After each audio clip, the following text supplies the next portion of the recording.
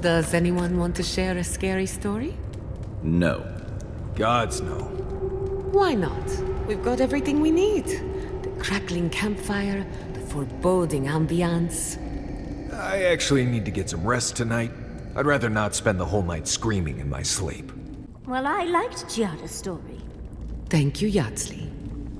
I suppose I owe the rest of you an apology. I didn't mean to frighten anyone. Your stories are very good. They're just feeling a little too close to reality right now. I'll try and think of something more pleasant then. Like a mouse and a rabbit going on pathetic little adventures. Right. Did someone eat my special cheese? Cheese? No, not me. What about you, Kai? Believe me, you'd know if I'd eaten it. It was medicinal cheese for my stomach, and someone ate it. Oh, rats, maybe? Well, someone ate it. The sooner they confess, the sooner we can move past it. Guess we'll be here a while. Right. I thought this might happen, which is why I took the liberty of going through Kai's pockets. Uh-oh. Guess what I found? Crumbs. Cheese crumbs. That doesn't prove anything. It's my fault, Marius. I was starving, and Kai was generous enough to share. Marius, I'm sorry for enjoying your special cheese. That cheese was aged 10 years in a seaside cave. The next time you're peckish, ask and I'll get you something fresher. For what it's worth, it was delicious. Oh, I know, Giada. I know. I know I'm beautiful, darling, but usually my admirers hide their stares a little better. Oh, I wasn't, I mean, you do look lovely, but, all this time on the road, and you look as fresh as spring berries. I just wondered how you do it. Oh, why thank you. It took a while to find a product that worked so well. Any tips for scales? No matter how much I scrub, I never feel like I'm getting the dust out. Darling, sweetheart, I would love to build a regimen for you. Next time we go back to Fjord, we'll make a quick stop at my usual supplier. It's a date.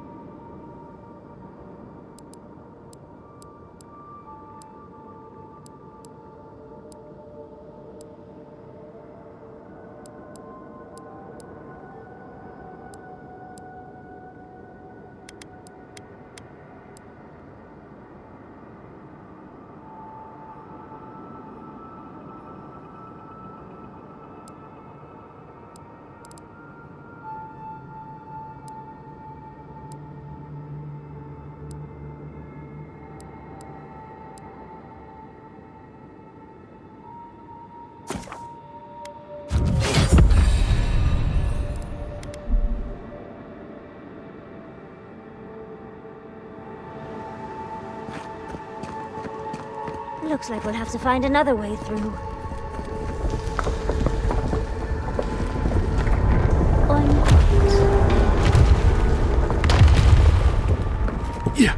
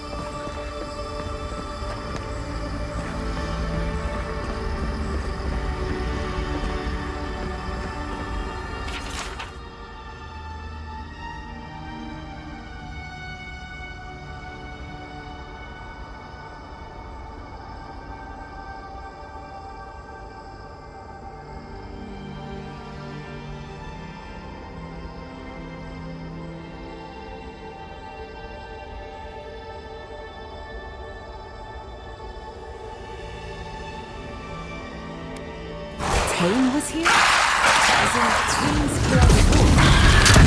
Couldn't have done it better.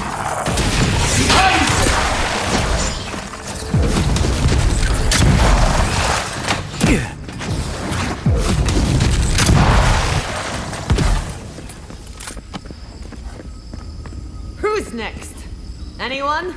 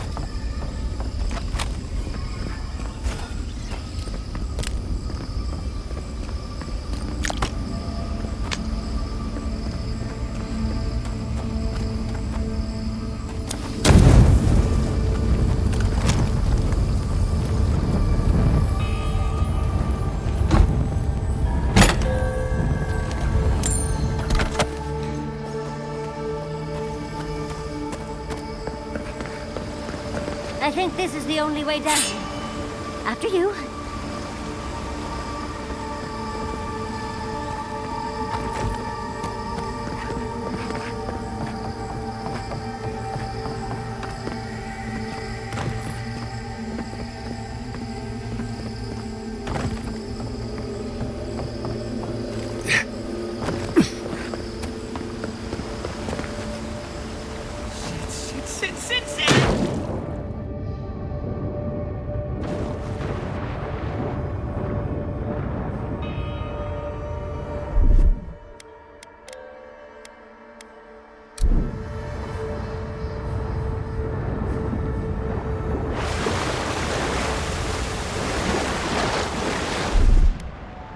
Walk like it's hard.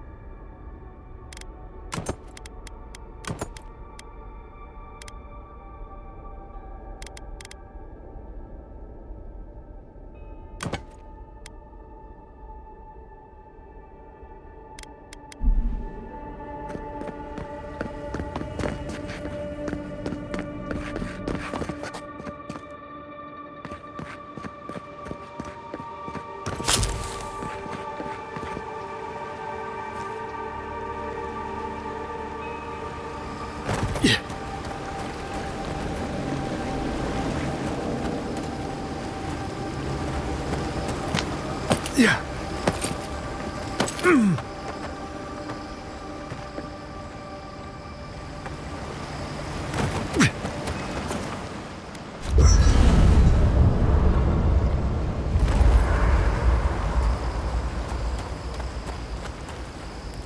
Envoy? What do you need? Thanks for talking.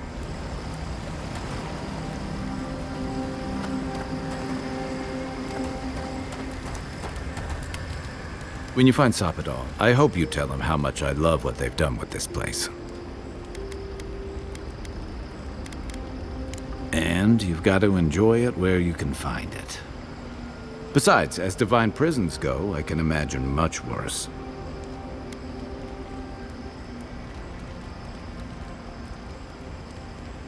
You make it sound like we have a ticking bomb under our feet. And judging from Sapadal's outbursts at Mount Forja and Nakut Kubel, you're probably not far off. They're a few provocations away from disaster.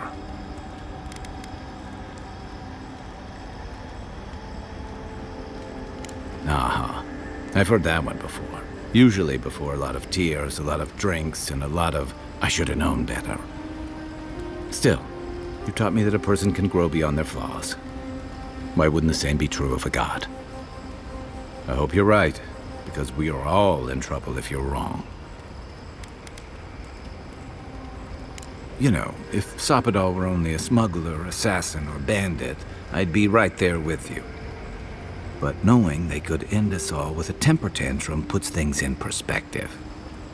I guess we've all got our limits. And I don't envy you having to deal with the loose cannon of a god. But I envy even less the mess you're going to have when, we escape this place.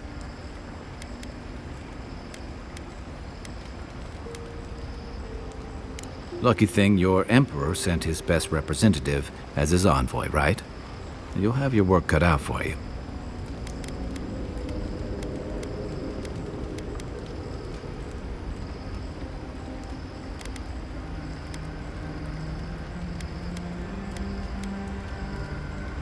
A lot of people aren't going to make that distinction. Especially when your Ambassador Heelguard hosted Lodwyn in Paradis for as long as her assistance was convenient. You may have averted the attack on Fjord, but this is one situation where it's the thought that counts. And yeah, I know that's on the Steel Garrote, but it's not lost on anyone that your people despise animancy. Not when Heelguard banned the practice in Paradis.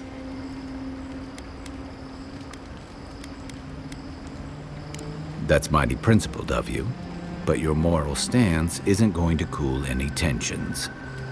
Not if Heelguard's still bringing soldiers into Paradis by the shipload. And that's not all. Ringra may have unleashed some powerful magic against the Dream Scourge, but she left a lot of corpses in her wake. It doesn't look good for your people. Not when Lodwyn was also in the region, and your people had a garrison at Eagle's Reach. And then there's Solace. You might have saved the keep, but no one's going to talk about the disaster that didn't happen. They're going to talk about why Mount Forja erupted after all this time.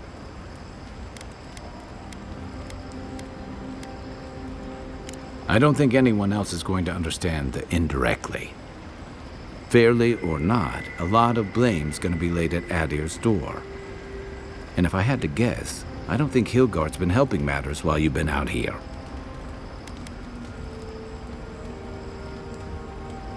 If and when we get out of here, we're walking into a powder keg. And you'll have to choose a side. That's the part I don't envy.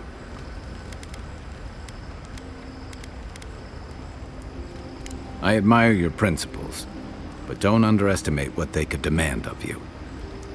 Look, I've been there.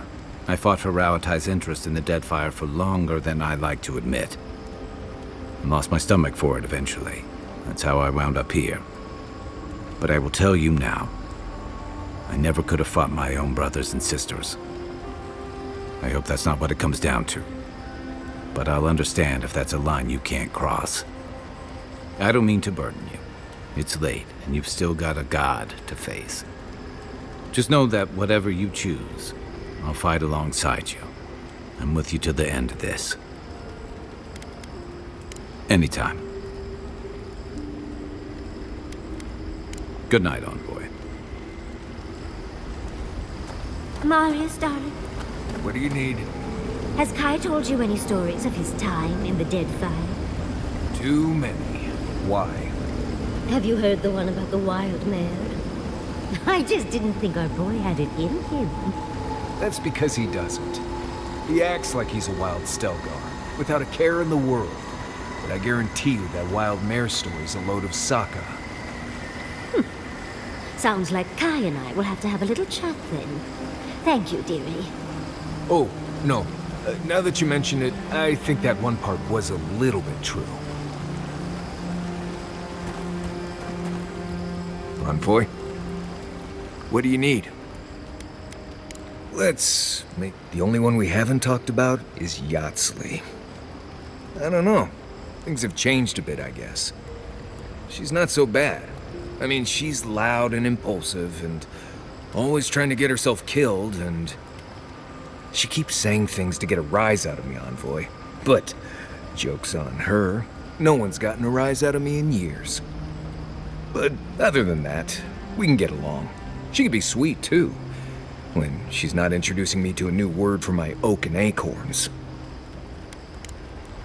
Not before I've done some reading.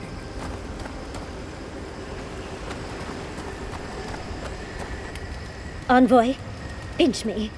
I must be dreaming. I've long imagined what the garden could look like, but... even all the depictions I've seen in all the ruins, they didn't do it justice. And that's not even counting all the little surprises we've gotten. And you're on the way to meet your god. Years of being an unclaimed godlike, and now... it feels like a typhoon of information has hit us. I've yet to catch my breath. There are even floating sky islands. How are you staying so calm?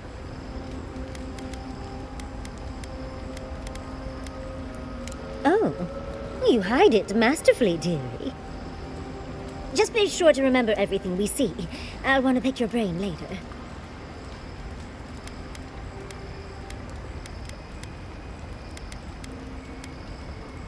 This place it's more than I could have ever dreamed.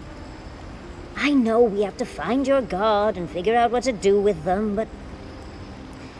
I almost feel like I could stay here forever. Well, perhaps Quilici and I could move in here. Surely, he'd see the possibilities. Still, it's breathtaking here. And think how much I could learn here. Pockets of time in the lives of the Akita are here, and... but we've not even gotten to the end yet. We haven't seen everything. Let's get moving.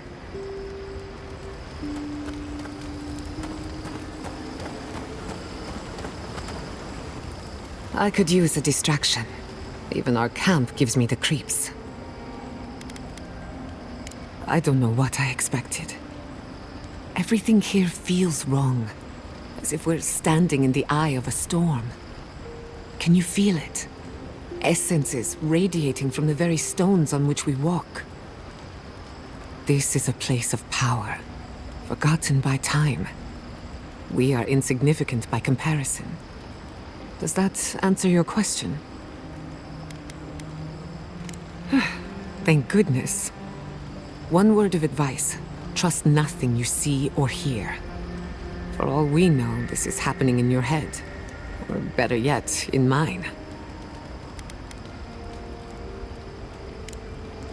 If I must. Envoy, what do you need? Until next time.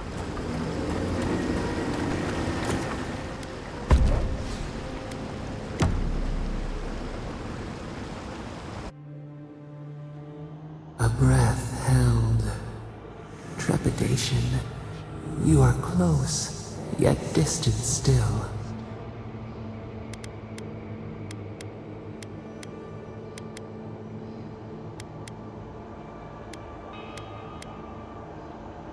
Bars were not enough. They writhe. They seek to silence us. Only essence sustains them now. Hatred seated in the heart. We wonder.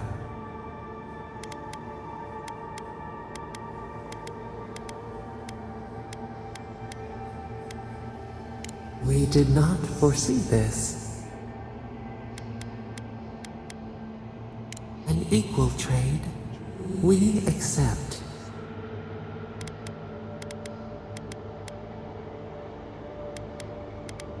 The sky is green.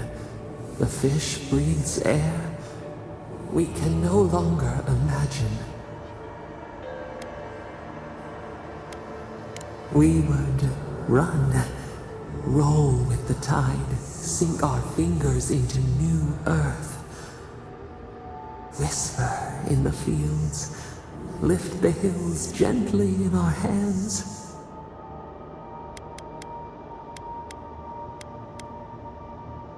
Disturb the dirt, but spare the blooms. Shake the roots slowly. Vengeance denied. Squandered. This cannot be.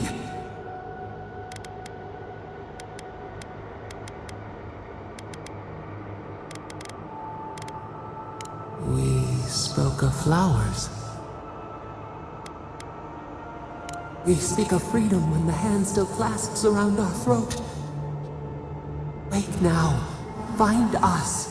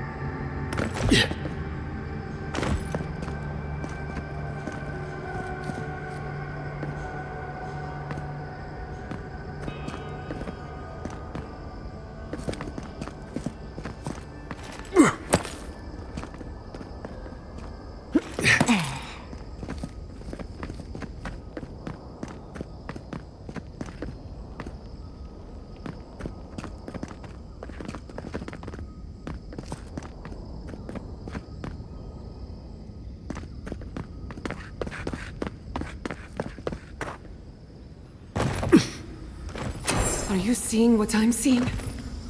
Or am I going mad?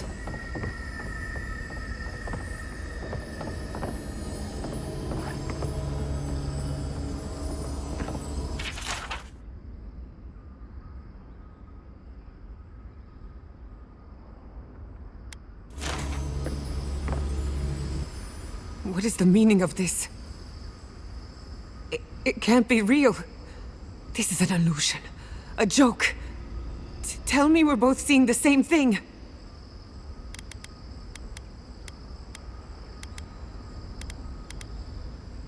It's not fair. Why am I cursed to see this again? Why does the memory follow me wherever I go?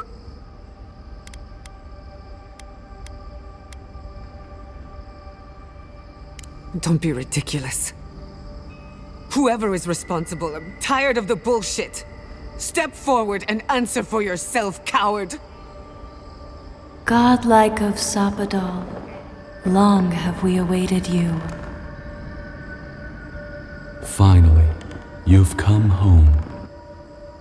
It's not just me, right? The plants are talking. Oh my gods. They're alive?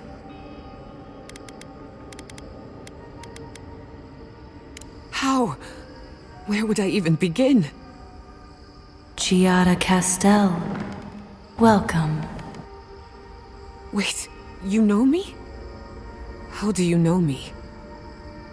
For centuries, our whispers filled the silence. Then we heard your mother's call. My mother? You heard her? She reached out to us, using the tool you now carry. But that would have been years ago. The first time she used the phantasmal focus. The only time she used it. We heard, and Sapadal answered, saying in a great voice, "We are here. You have found us." But when Sapadal speaks, the living lands trembles. The voice of a god can be a terrible thing.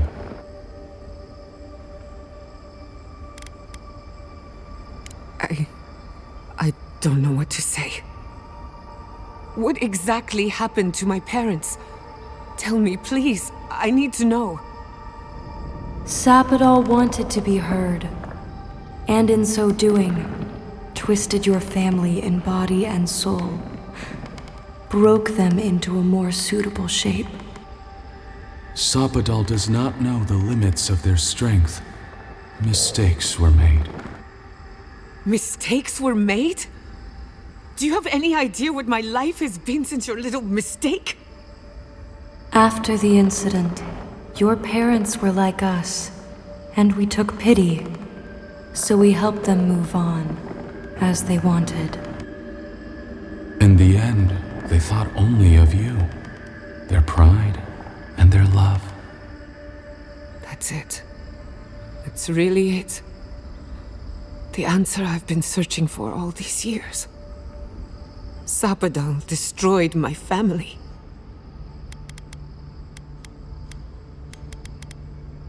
I don't hold you responsible. I don't even know if I hold Sapadal responsible.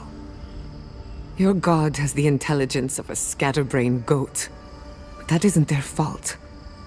It's simply how they came into being. We are companions, toys, diversions. Sapadal fashioned us out of dreams and memories. I can't believe it never occurred to me. They're animats. Ancient vessels held together with duty and loyalty. Their design is unusual, organic, much like the garden itself. Sapadal's work. All this time, your god has been making imaginary friends, drawing pictures on the walls of their cell. It's almost too sad to imagine.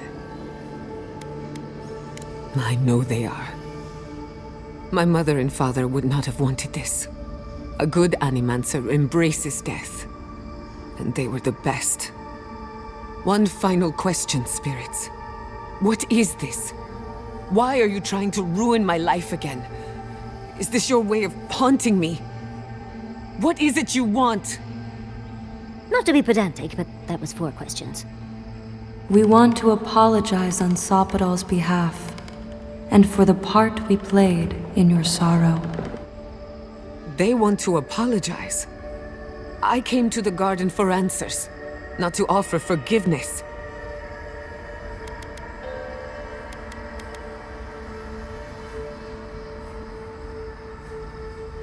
Was it a mistake? Because no matter where we go, the gods can't stop themselves from hurting us. Our lives are a game to them. Damn it. I can't believe I'm about to say this. Sapadal has been trapped here for millennia. Alone. Confused. Screaming into the void for anyone who will listen. When they heard the voice of a stranger, they overreacted. How can I hold that against you? Apology accepted. Thank you, Chiara. And thank you, Godlike, for bringing her all this way. The time has come for you to find your patron, as you were meant to. A garden is whatever you plant in it. Sapadal wishes to be understood, as all mortals do. Seen, as all mortals are. What you see is the truth, glimpsed through their eyes, and they wish to share it. Now that you have returned to the garden, Sapadal has everything they need. We will fade, as all things fade.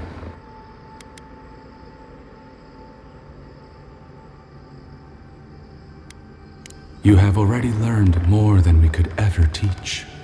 We know only growth and stillness, root and flower. We will return to the soil from which we emerged. In time, you will do the same. Our purpose draws to a close. A long rest is assured. May the living lands receive you with open arms. Farewell. Goodbye. We need to talk about this, but not here. Give her space, dearie. Giada will speak more when she's ready.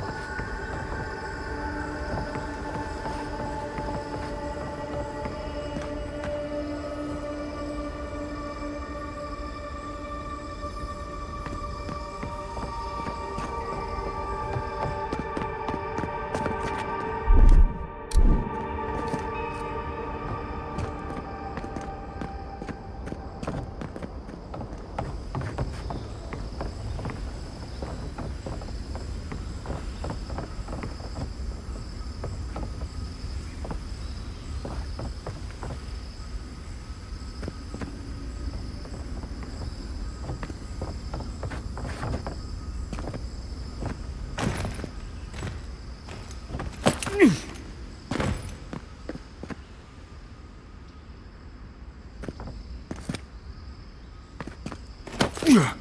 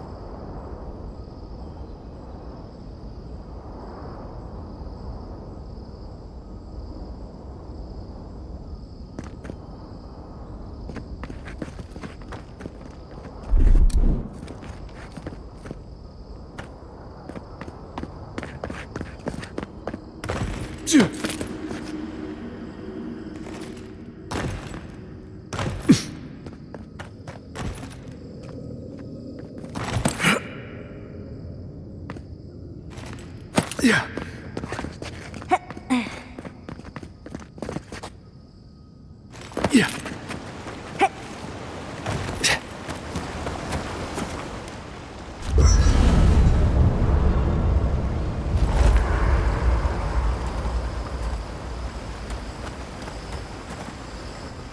All this time, I thought my parents died in a freak accident.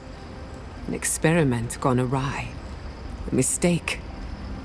And in a way, they did. But it wasn't their mistake. It was Sapodal's. Generous? Perhaps. Until I knew the whole story, there was never anyone to blame. This whole experience has me considering my family's work in a different light. Look at what my mother accomplished. Armed with her research and her wits, she found a god. When you speak to a god, it's nothing. Barely a reflex. But for the rest of us, it's unimaginable. No animancer can live up to that. Certainly not me. I thought their legacy was a curse, and I could only break it by completing their work. I was wrong.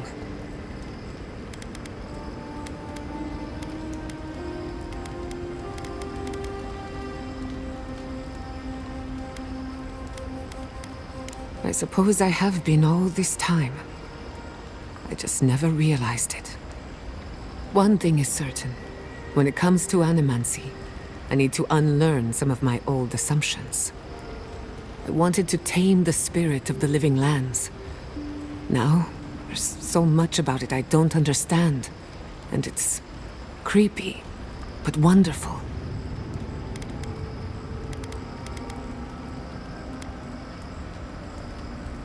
They probably won't even notice me. But stranger things have happened. I believe the power flowing out of the garden drove this island mad. That has to end. Through animancy, we could help the living lands recover. It would take a lifetime, maybe more, but that's a small price to pay. Then again, who am I to interfere with an ecosystem that I barely understand? On the other hand, half the fun of animancy is stirring the pot and getting into trouble.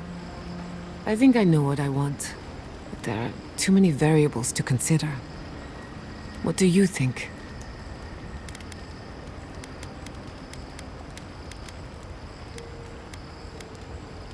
I have a lot of catching up to do, and plenty of room to grow.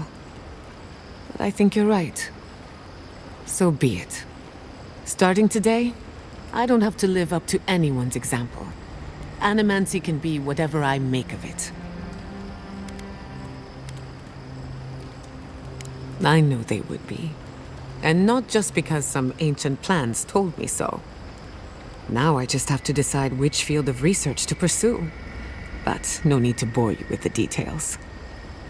I've only got one lifetime as Giata Castel, so I'd better make it count. Hey, you helped me through a very difficult time. I just wanted to say thank you.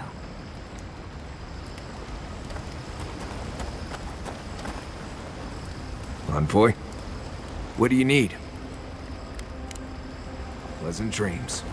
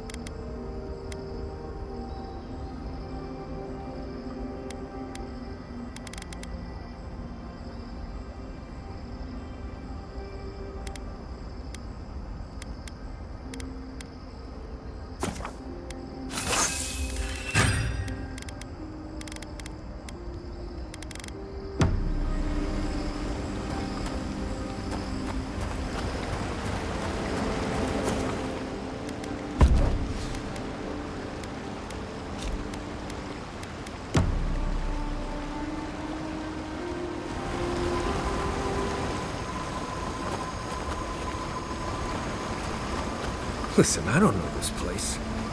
You're pretty much on your own.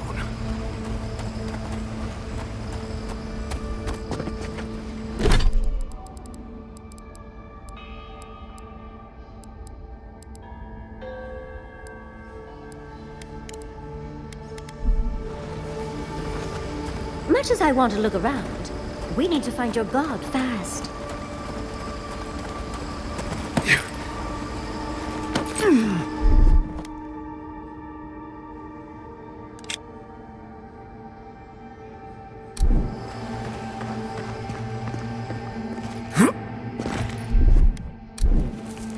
Something nearby.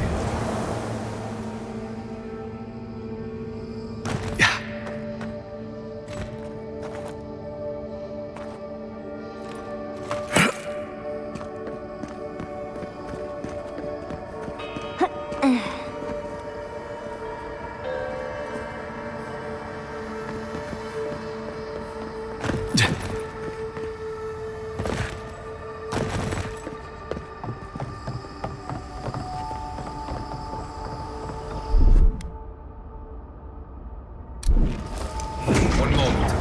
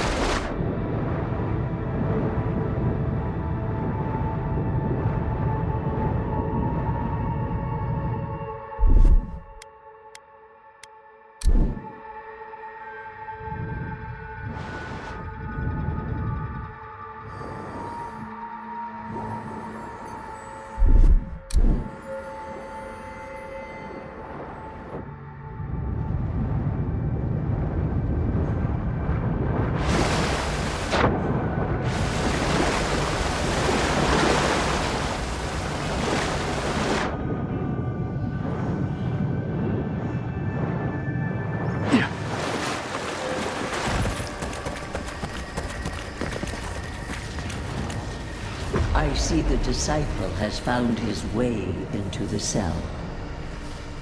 No. Clarion Steel. We know this voice. Why is she here? I would strike you down for that. Unfortunately, I can use you. Out. Out. Her voice pierces our skin. Look at this place. A quagmire of your parasite's worst instincts. Can you even begin to grasp the forces that you tamper with?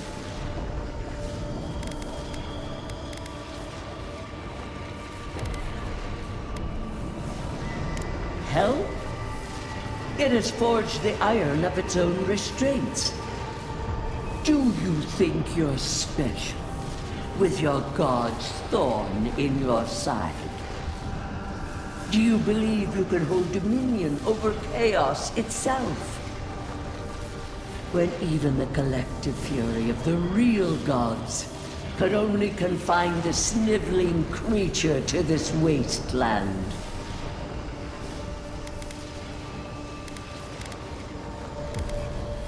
Who else would have the strength? It is true. She twists the knife. The seas run red with memory.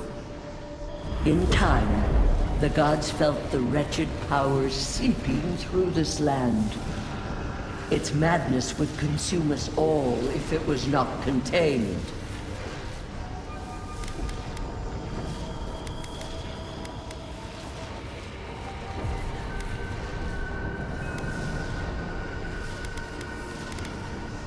Chaos threatens us all. We will ensure order prevails. A pity that its followers could not be reasoned with.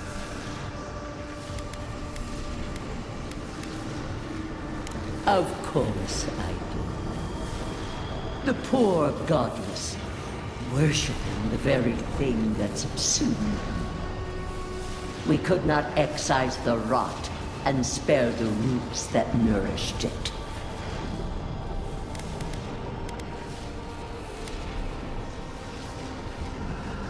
You dare claim the domain of the gods is trivial?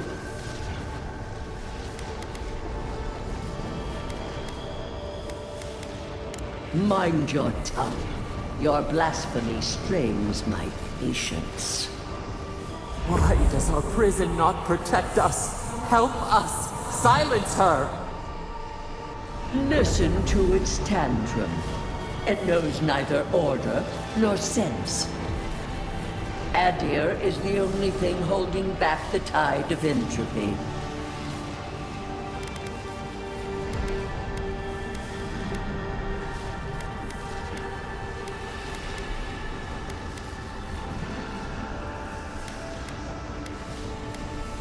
I refuse to even dignify that with a response. But there is still time. You can succeed where Lodwyn failed. Face your false god and end its reign of terror permanently.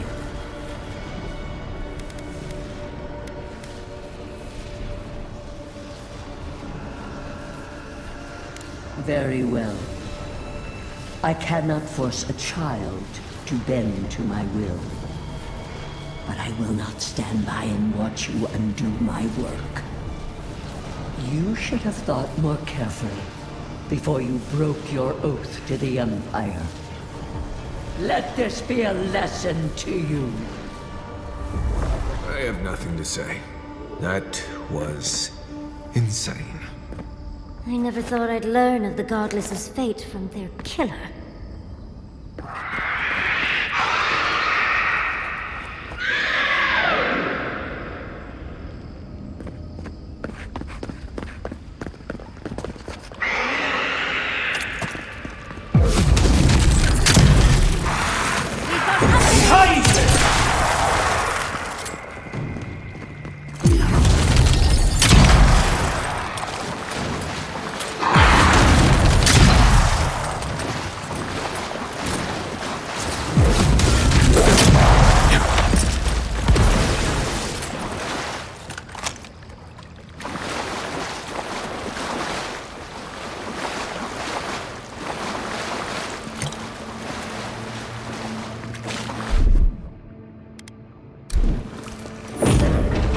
Got some.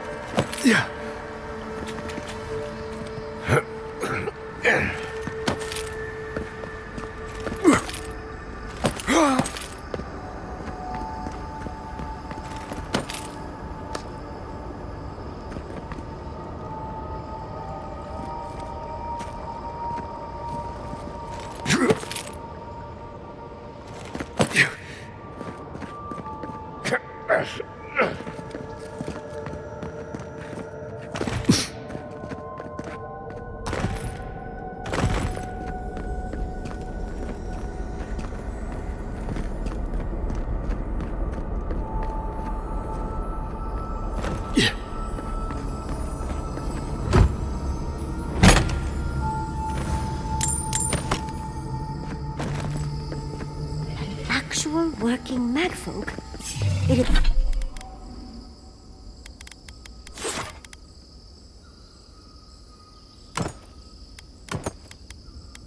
It isn't looking this way, is it? Get off me!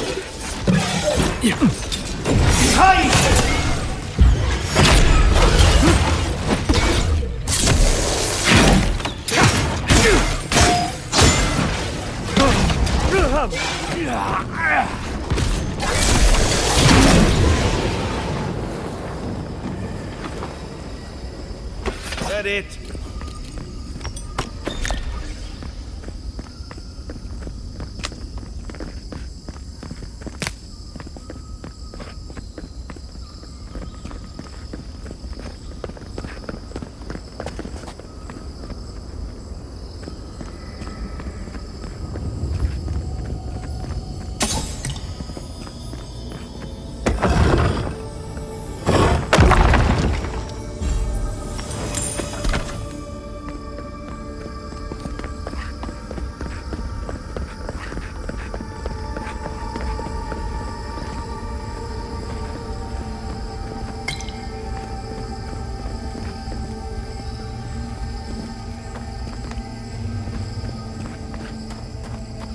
What is that?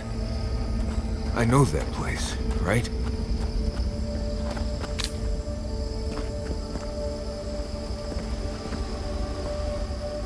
Oh no. No. Why is this? They're dead. Like it just happened. Like I remember. This is the moment I found you, bundled and crying, while our parents died. Viate. You're not here. You can't be here.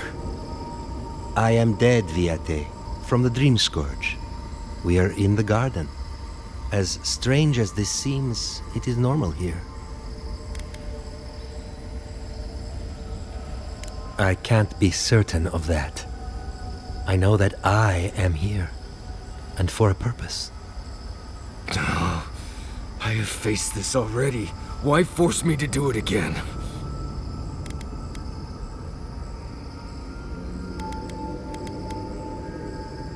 Then for the god's sake, what is it?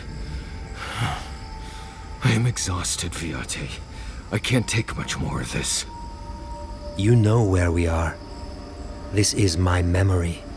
When everyone died, and I found you back in your tent. How much of this do you remember? I can't tell from your eyes. We dealt with Razvan. He got what was coming to him.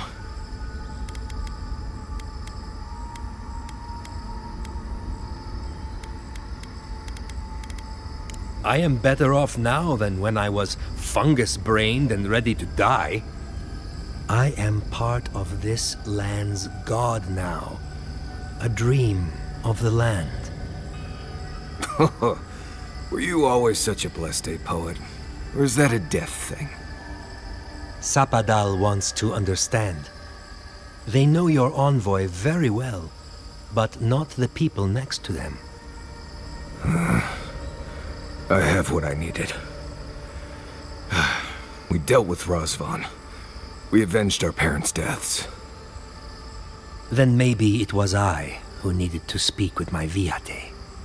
With a clear mind this time. Even when we were children, you kept me alive, first by needing my protection, and then by being who you turned out to be. When you left Solace, it was like I lost more than my best friend. I lost my need to live. I know. And I'm not sure I'll ever live that down. I don't think I know how.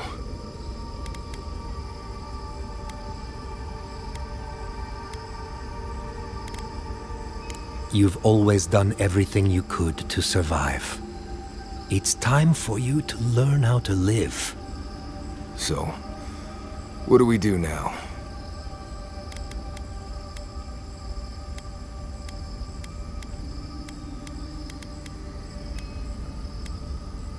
They're right, Viate.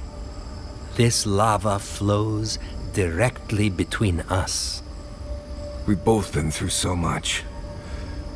But I can see that it's all behind us now. Just another thing we've survived after all this time. A fine way to put it.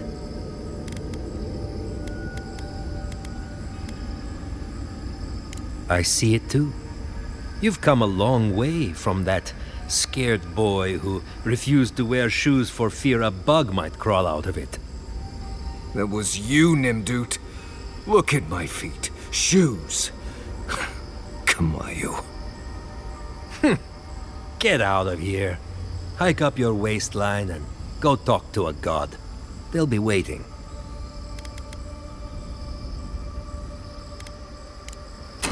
Well, it was good to see you, Viate. Even with all this. Take care of my little friend, Envoy. He needs you more than he'll say.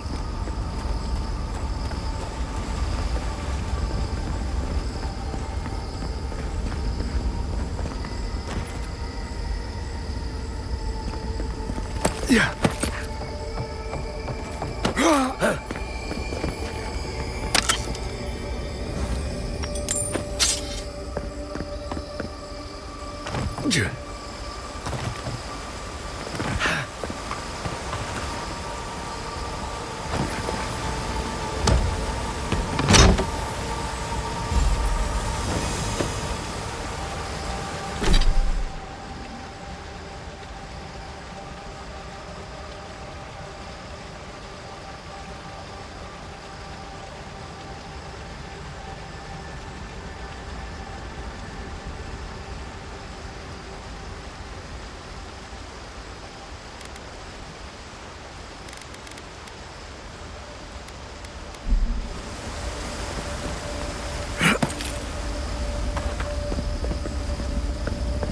Yeah.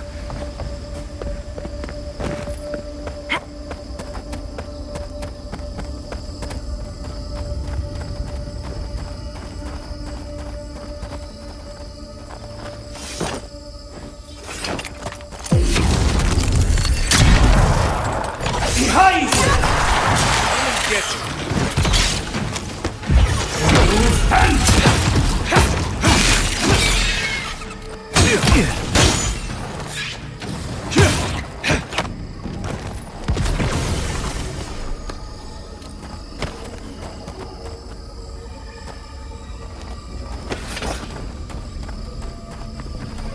Yeah.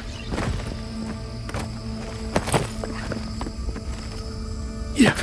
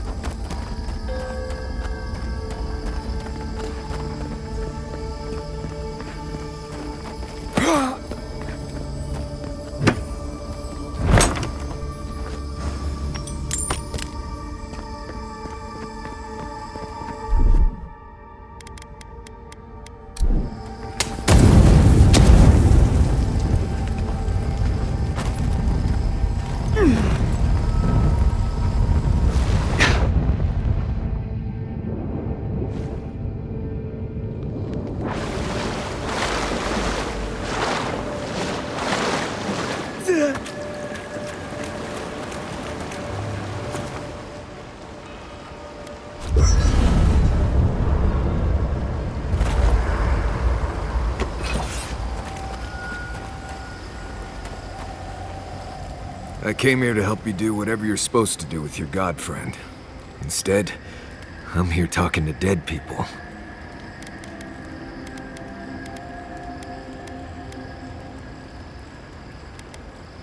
I think it did.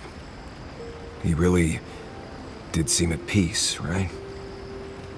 I imagine most encounters with dead old friends don't, go so well. I owe a lot of that to you, Envoy. You helped me be someone who could handle Sokka like that. Thank you. I will say, it's not really what I expected when I started tracking you and Kai back in Paradis.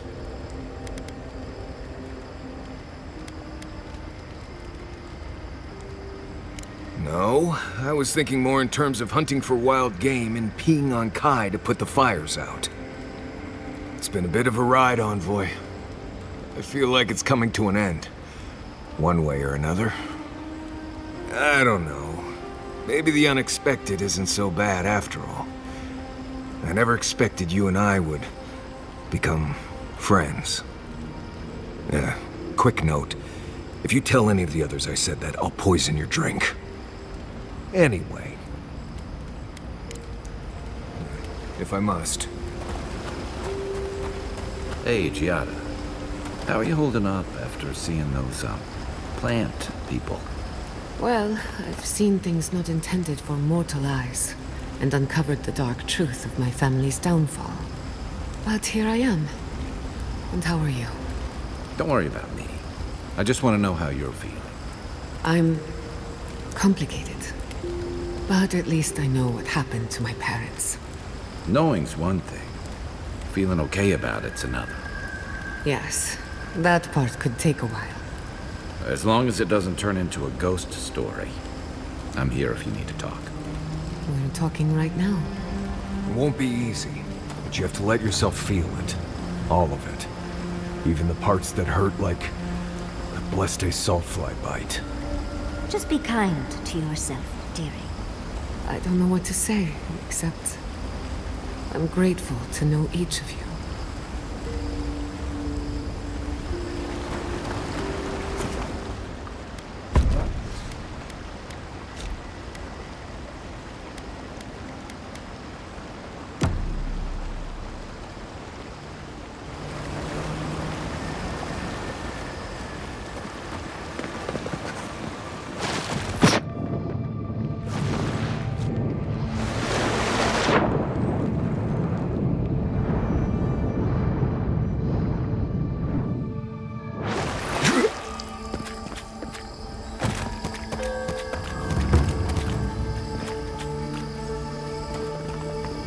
Stay on your toes.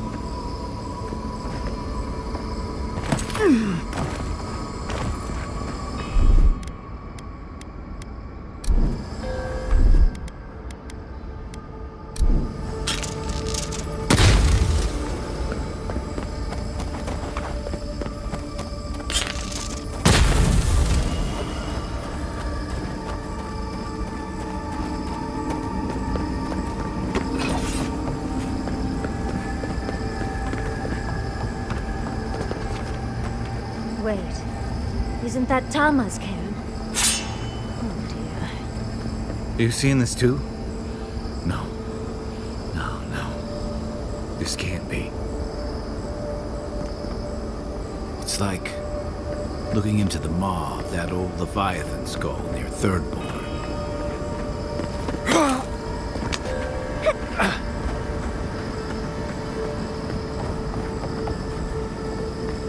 This room.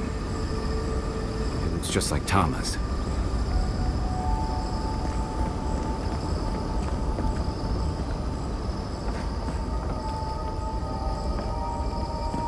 Tama. No. No. I dealt with this. We stood at his memorial together. What is this, Envoy? This is your God's prison, not mine.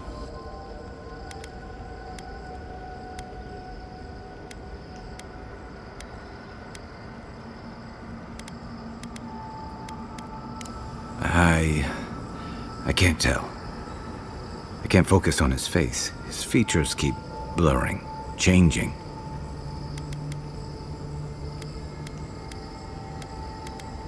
I'm not sure.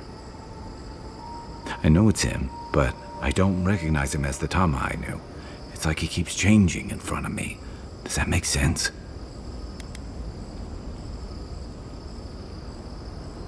Then why does he look so unfamiliar? I used to remember his face so clearly from that night. His rigid jaw, the way his eyes crinkled at the corners. He was in pain, but trying to hide it.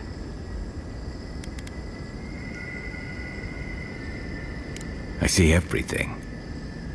All his moments at once. Joy, sadness, anger, heartbreak, stomachache. Everything from the handful of years that I knew him and the decades before we'd met. He's almost a stranger. Yeah, it is. All this time I kept him frozen in his worst moment. When he was suffering and when I failed him. But now that I see him as more, it's like he's free of that. Yeah. I never realized what an injustice I was doing to us both. You're right. I am. It's like you said. His memory is no longer a burden. For the longest, I was afraid to let go of this moment, like I'd be letting him go if I did. Now I see I was just holding on to something that was weighing us both down. Better than I could have said it. I never thought I'd meet someone I respect the way I respected Tama. But you've made some tough calls, and you've kept your head and your heart in the right place. So whatever comes next, I'm with you until the end. Now let's go find this god of yours and end the dream scourge. When we reach them, what do you think we'll find? A victim? A villain? I suspect you're right. Let's end this. I'll follow your lead, as always.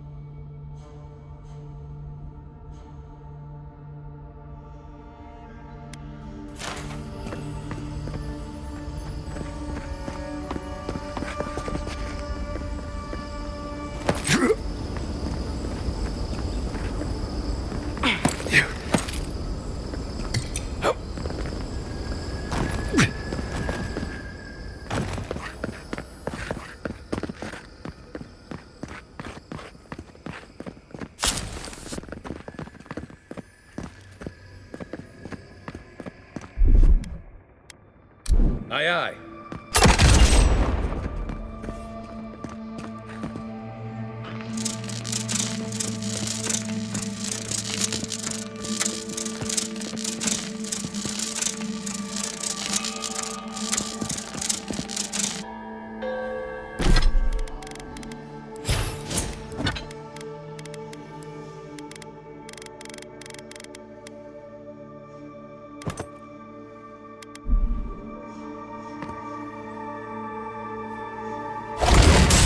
Seek!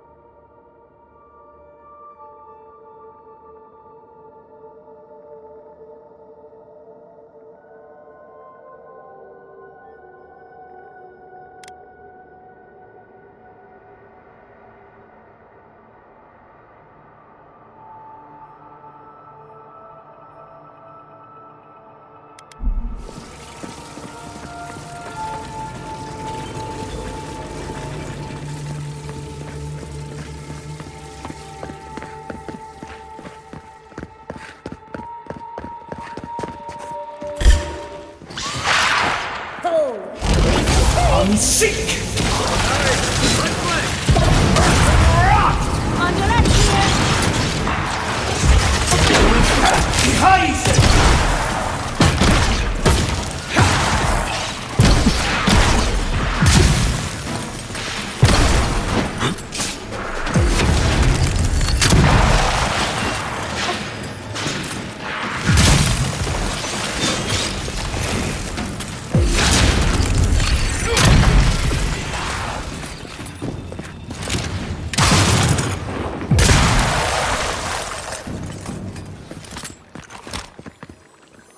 I was just getting warmed up.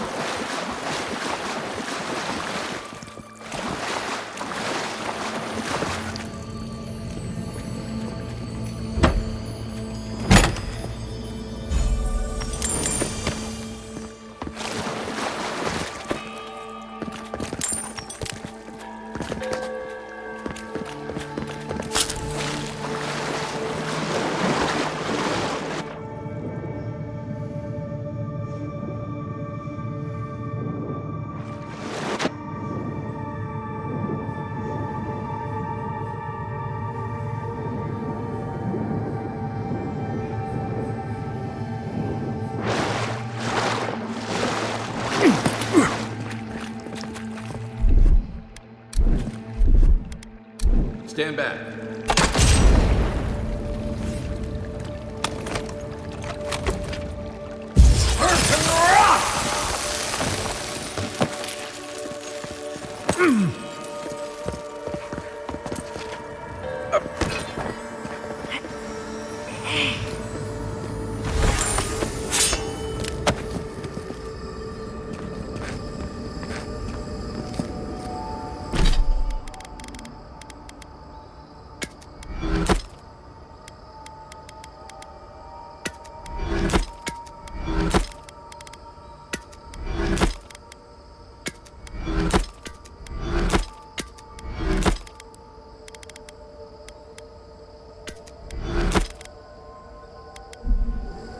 Incredible.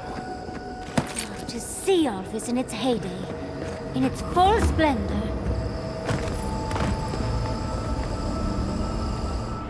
What is happening? As the affliction fester even here, it threatens our heart. We cannot fight this invasion alone.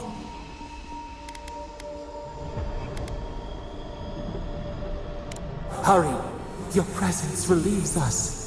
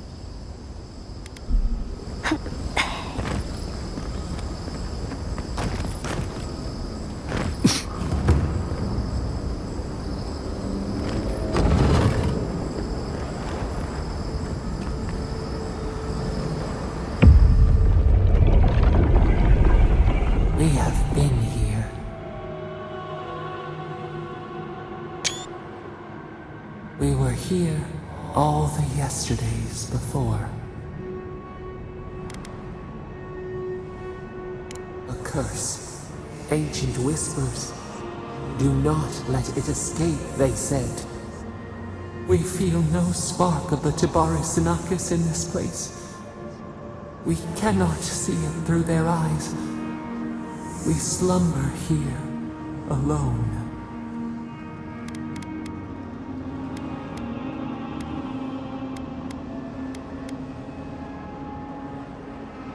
Still wings, the clear glass of the pond. They took it all away.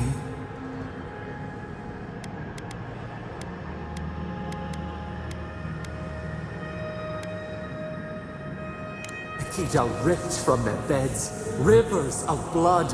What was their crime? Now our memory is a wound reopened. They came suddenly, the stillness of night split by grinding steel.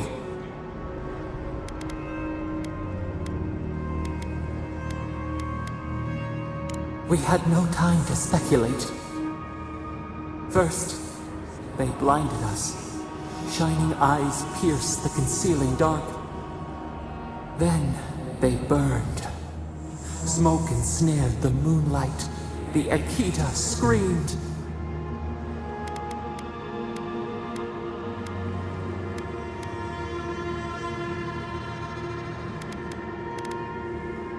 The snake attacked the bear, venom from behind. We saw a terrible design in the roaring flames. They had carved a path to the temple. We were their true prey.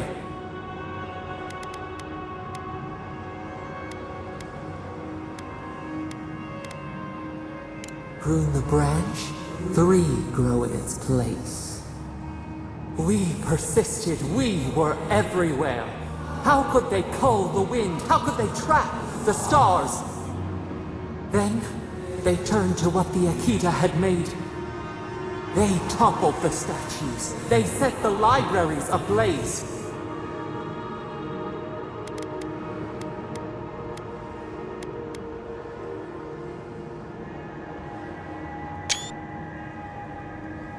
A mouth silenced, a record of time rendered in ruins. The Akita howled. They died. We cried out, sundered soul by soul. We broke the earth, called down the storm, flung lightning from our hands. But they marched on. We grew tired. In fury, we exposed ourselves.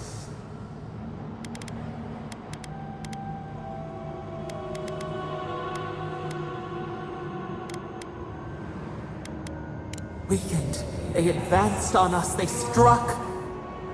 They raised machines, we tried to tear down the garden's walls. Then, nothing.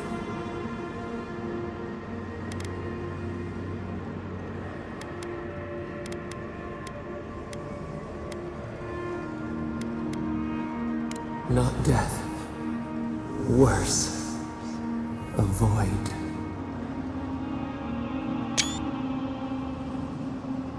We reached out, but the machines held us in. We could not feel the new day's sun. Lay in the shifting tide. The cities crumbled. We could not save them. We could not save ourselves.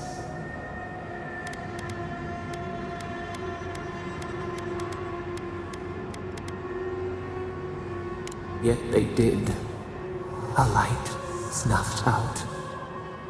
We watched helplessly for aeons. Until you.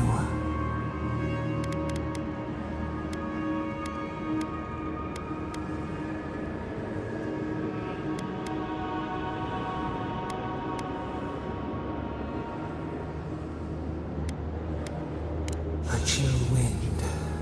Our branches shudder. We do not think of this. The wound numbs now. We watch as the river of time expands. In the silence of our prison, we find clarity. How many voices lost? How many saplings have we cut down? We sink into the endless night.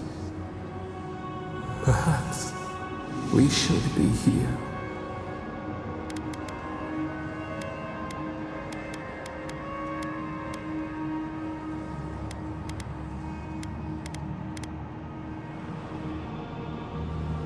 Fish swims in circles.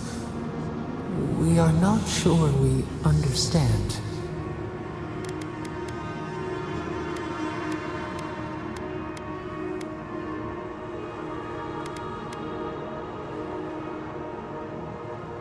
Were we truly confined? Was there growth we did not see? The soil stirs. We have a new memory of this place. You opened the final lock, entered the hidden glade. You listened. You stand at a cliff now. We watch your footsteps carefully. We twine together. We reach for the sky. We grow. We grow. We grow.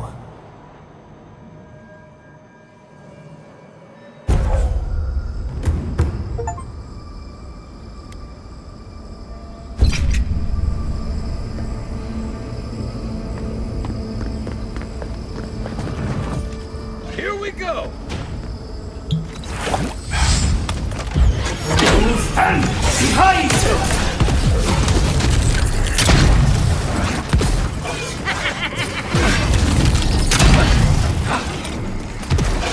Watch your right!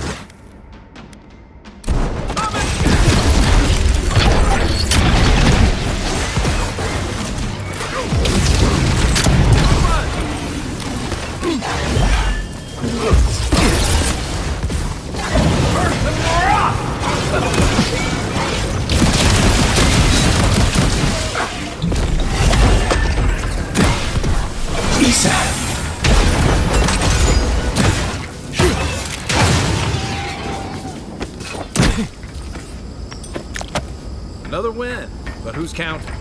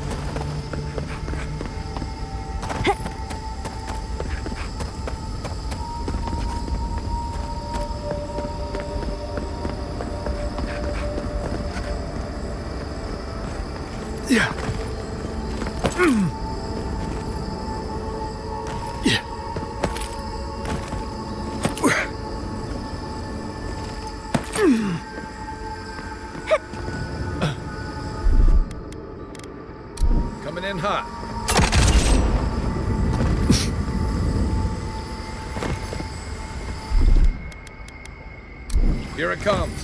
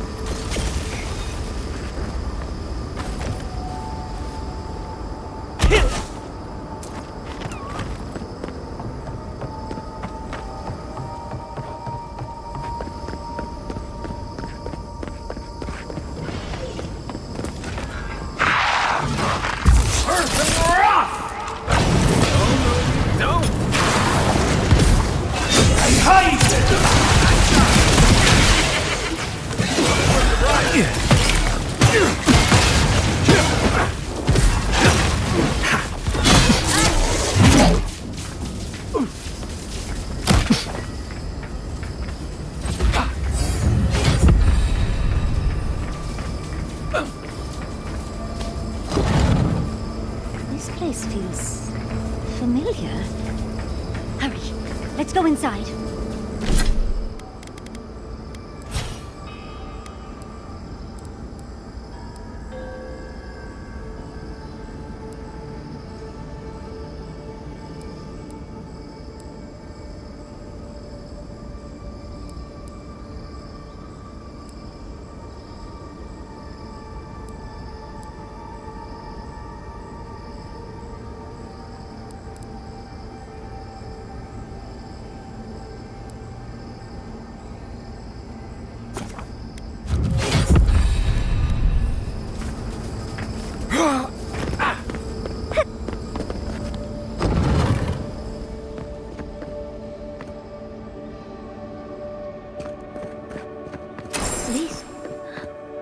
This is the library from my dreams.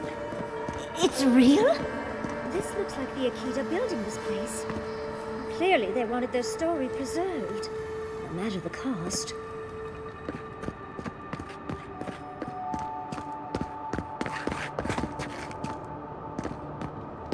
I wonder who she was.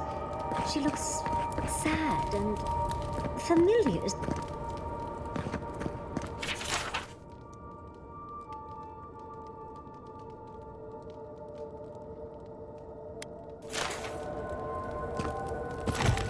Garlowayne's gonads.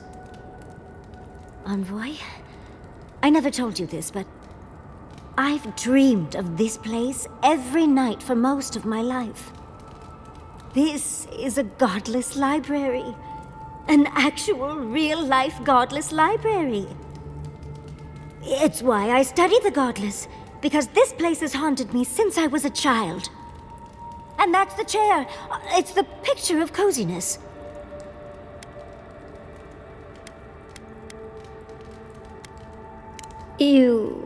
You do know what it means to lose all your teeth in your dreams, right? Finally, you've arrived. Ah, there it smells. That took 10 years off my life. Wait. You must be the librarian from my dreams. Oh, it's a pleasure to finally meet you.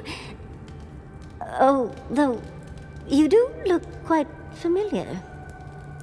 You could be twins. Except your hair's better. It has been quite some time. Too many years to number. Of course. You are an ancestor? A very fashionable one at that. No, child. We are the keeper of these tablets. Or have you already forgotten? Oh, of course. I was you in a past life. Oh, I'm such a fool. You lived with animancers, and yet the idea of awakening to your past lives never entered your mind? This is definitely sounding like one of Giada's ghost stories. Was the last of the Akita. Once the attack started, a few of us were charged with preserving as much of our history as we could. So we retreated with as much as we could carry. The attacks? You must mean the Magfolk attacks. Yes, we've heard. Is that the reason for the bodies outside? Yes. Your monstrous gods, who bought their divinity with blood and the souls of their faithful. They tried to butcher every last one of us.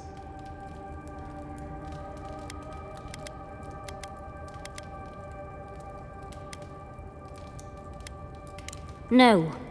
For some reason, Wodigan beliefs didn't really take off here, Envoy. But how did the Magfolk reach you in here? They didn't. Between the screams of my kin being slaughtered and the screeching of the Magfolk, I couldn't breathe. That's the screeching I heard in my dream, Envoy. I knew I recognized it when we killed that Magfolk. Once it was gone, there was nothing left. And perversely, I found the quiet worse. So I decided on another way. One that wouldn't give your gods the satisfaction. Poison? Well, at least you washed it down with some good wine.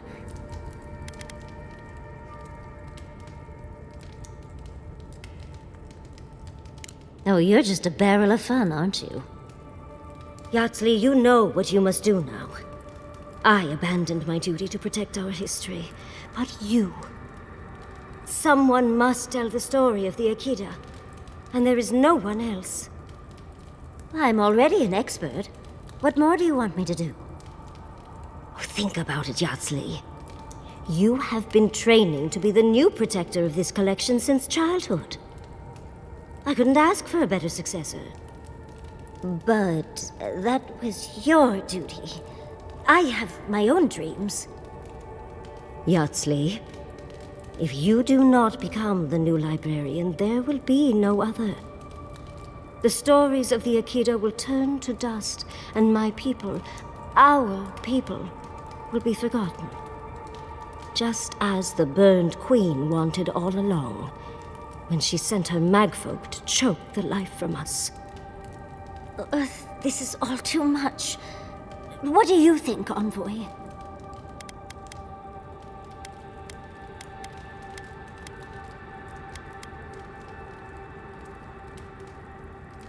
I'm already intrigued.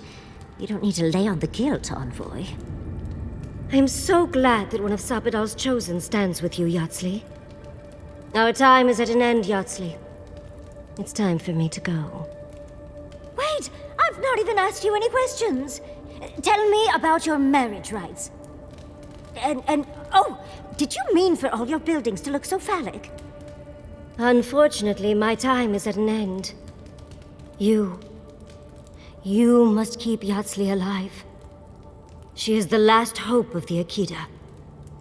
So this is goodbye. I wish we could have... No. I wish that all of you had a better ending. Choose well, Yardley. And good luck. She's gone. Forgive me, Envoy, but we should get going. We can talk back in camp. Later.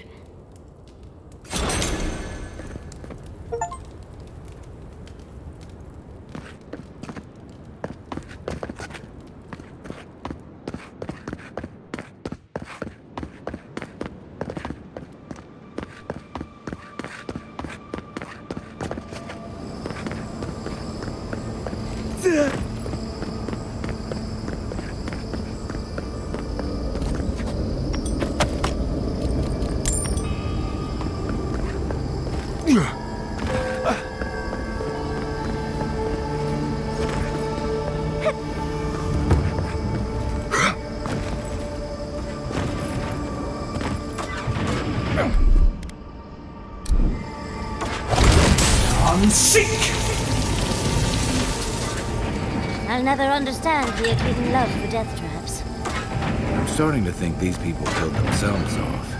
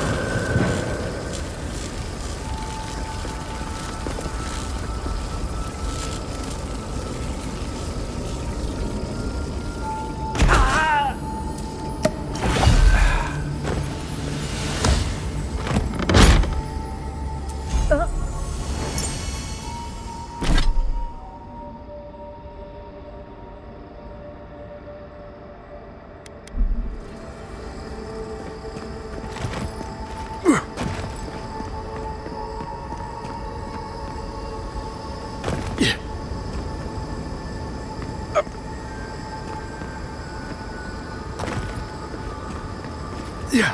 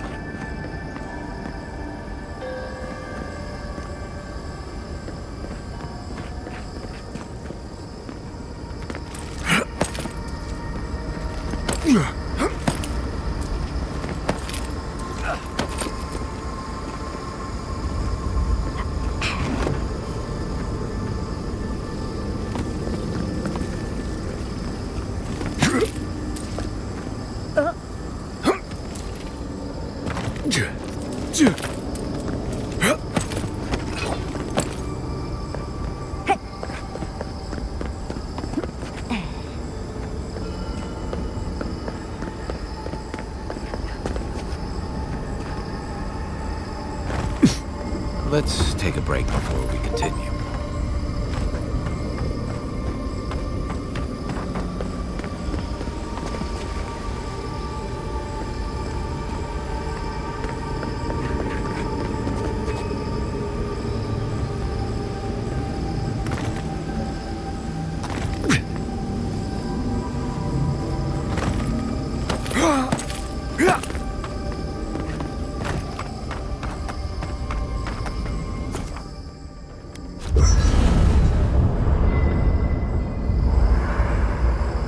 There's always a weird sort of quiet on the eve of battle. I'm feeling that now. Seems like a good time to gather our thoughts and share a drink before whatever's coming. Right. This seems like a perfect place to stop and relax. Though it's hard enough to tell what's real here without a belly full of drink. Sounds like you're nervous, dearie. I'm feeling all kinds of ways. Anxious, excited, scared, hungry. I feel it as well. It is only mortal to feel overwhelmed in the presence of the immortal.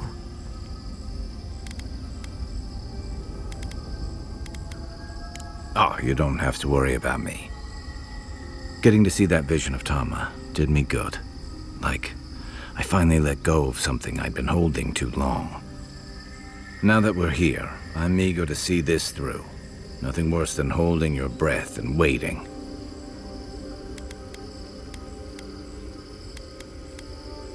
As often as people say that, you'd think I'd have learned. I had a feeling you might ask me that. I'm not sure I've really worked through what I've seen here, but I am grateful for the chance to see Yonko again. I feel like we're almost done with all of this, but we are in the weirdest place in the world, so who knows? I'm completely baffled, but when haven't I been lately? Being afraid doesn't even feel scary anymore. I think so. The garden is so much more than I expected. Full of contradictions. Wild, yet serene. Truthfully, I didn't come all this way searching for my own answers. But I found them. Or perhaps they found me. And now, it's like there's a new path laid out before me. A life after the dream scourge. We're close to something. A threshold between calm and crisis. Conflict and peace. Life and death.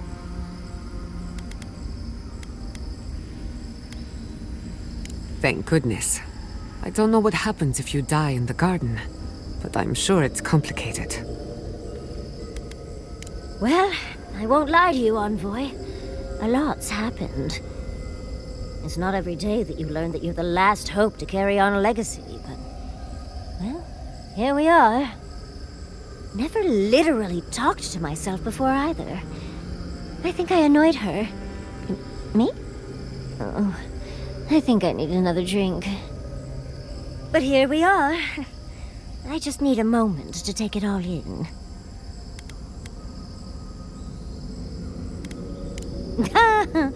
Glad to see I've rubbed off on you, Envoy. And I wouldn't worry. Our little group here is perfectly frightening, and I'm sure our enemies would agree. We'll be fine. I can't speak for anyone else, though. You've listened to all of us. How about you? You've been through a lot since you arrived. You've been shipwrecked and assassinated, harangued by gods, bureaucrats, and a death guard. You've had your soul poked, your loyalties questioned, and your sleep regularly interrupted by a god with no respect for privacy. And yet you've kept yourself and all of us together. How are you really doing?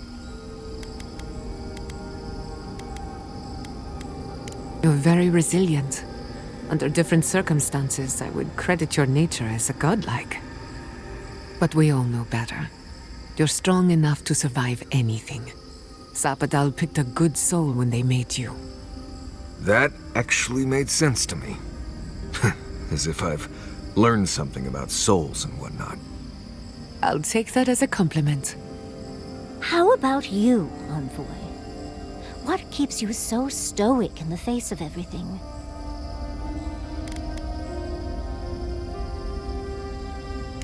Oh, your lecturer must have been furious. You're lucky to be alive. When we first met, I didn't think you'd last long. But then I saw how you handled that dream thrall bear. Shook off your own death like a bad cold. And then you confronted your own killer and let him go. It takes a special kind of strength to stay your hand in a moment like that. I didn't know much about you at that point. You were traveling with Kai and you died, which I thought made a lot of sense. I remember your calm. How you listened to my shouting match with the governor and actually heard me. You saved my city and gave me a home. A sanctuary where I could be myself. I'll never forget that. You were my hero right away. You rescued me from those sporlings. You got my priceless vase. What more could a girl ask for? And now look at you. Look at us. How far we've come in a short time.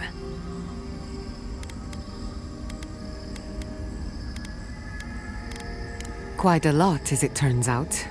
But the journey is worth it. Not to raise the sails before the anchor, but we left trouble in our wake. Fjord, Thirdborn, Solace. If we make it out of here, it won't be to a living land's suddenly at peace. Just this once. Could we forget about the rest of the living lands? Some of us could use a break. Oh, that doesn't mean it's Giada's scary story time, does it? I thought my stories were insightful. If we can't take a moment to ourselves on a floating island outside reality, then I don't know where we can. True, but a little rest will help clear our minds. Get some rest. That goes for everyone. Oh, Envoy. Have you recovered yet from our chat in the library? I don't think I have yet, but maybe talking it out will help. Well, it's worth a try. It's just... we already have a lot to take care of, don't we? We have a god and an empire both vying for our attention, and now I have this legacy forced on me. I was already unsure what to do, and now a third option appears like the world's worst surprise. But it makes sense. My whole life has been about the godless in one way or another. It explains why I knew the language, why I felt so drawn to the ruins.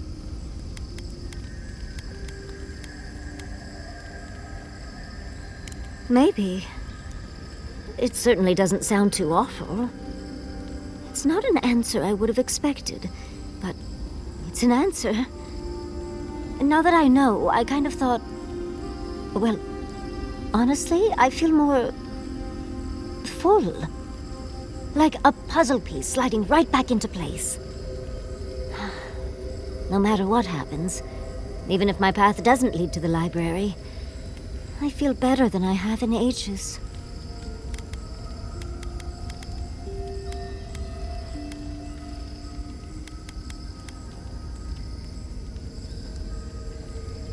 Oh, I was just thinking I needed more options. How did you know? I think... for the first time in my life, I don't know what to do. Congratulations, Yardsley. Now you're just like the rest of us. No matter what, I've always known exactly what I want. But this is the first time I've had more options than time in the day. What do you think?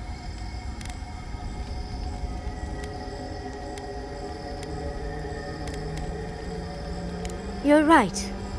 The Akira have been with me my whole life, in one way or another. I owe it to them and myself to see it through to the end.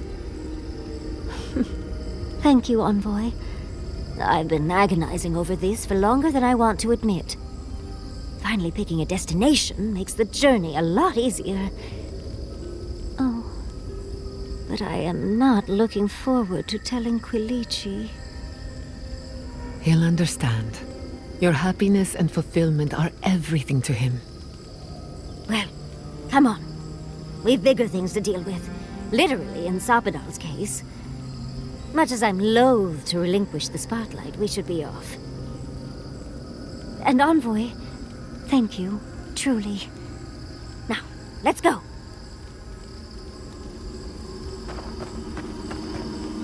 So those green people in the garden, those weren't your parents? No. They were Sapadal's dreams given life. Ancient sentinels bound by loyalty. And they were plants because... Because that's all Sapadal knew how to make. A smithy smiths. A baker bakes. A gardener gardens. Right, I understand. It's all right if you don't. Good, because I really don't.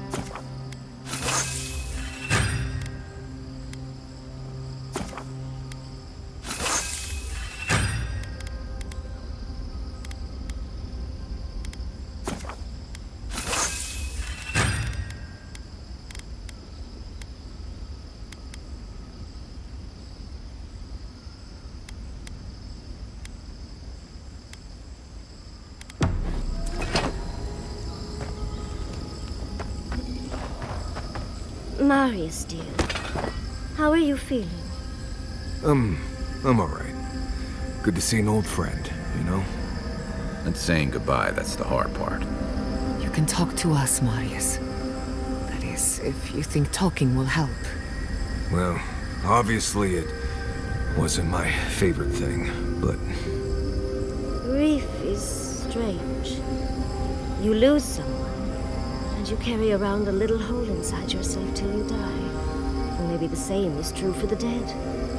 Your friend obviously loved you. How did we get on this topic? I thought we were talking about pancakes.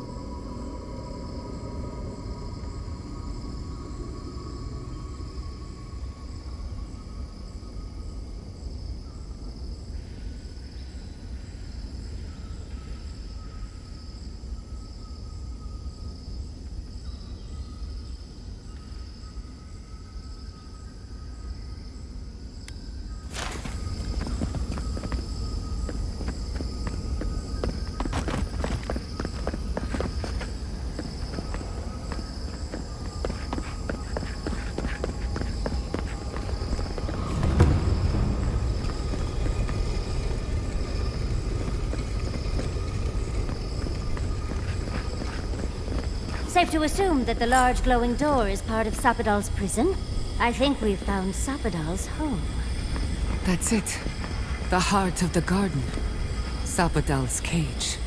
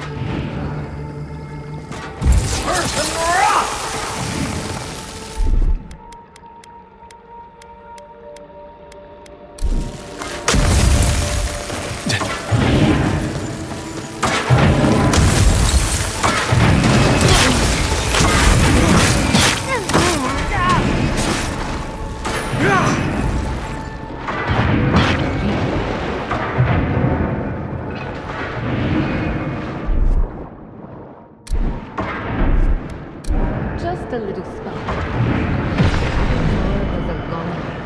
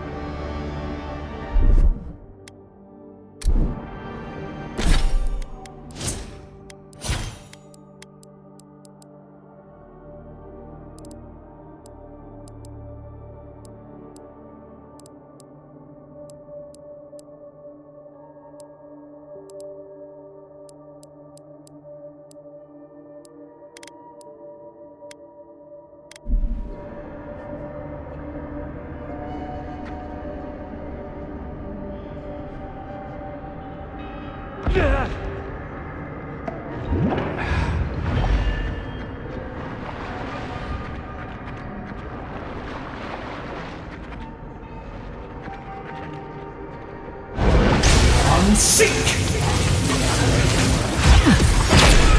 Behind! Earth and rock! Earth and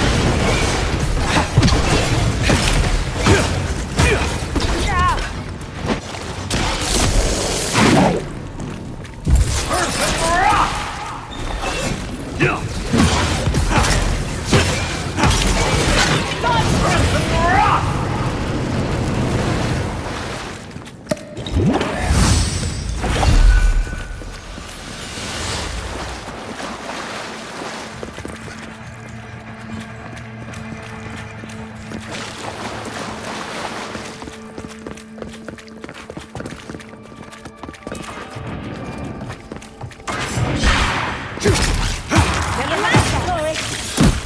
Earth and rock!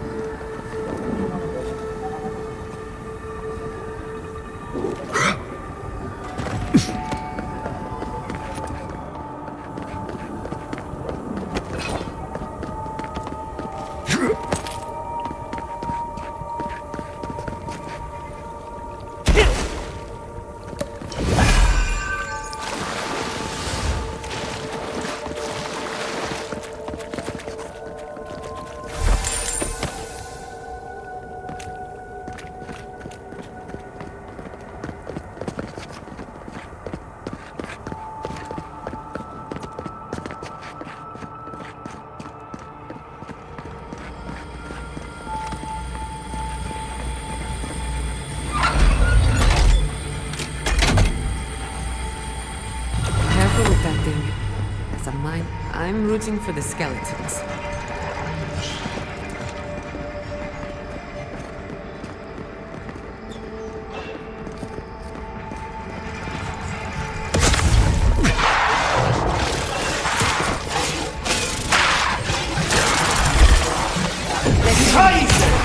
Nicely done! Isa!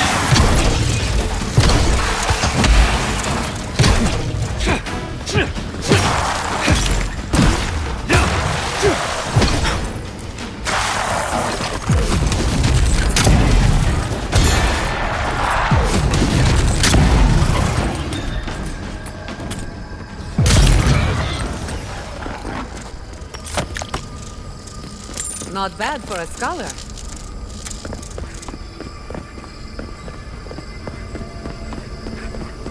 Looks like the gate's open. Well, what are we waiting for?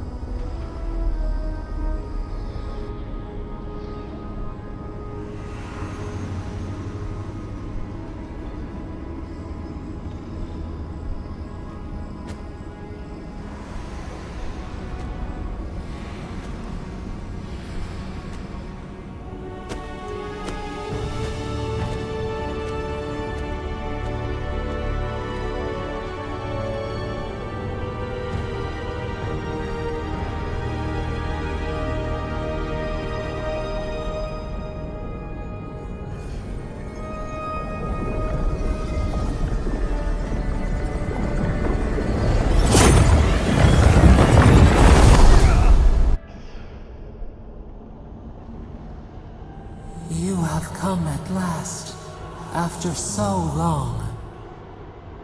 You are so small. We questioned if you were real. Then steps, a voice, through armies and corrupted soil. You persevered. Now, you are here.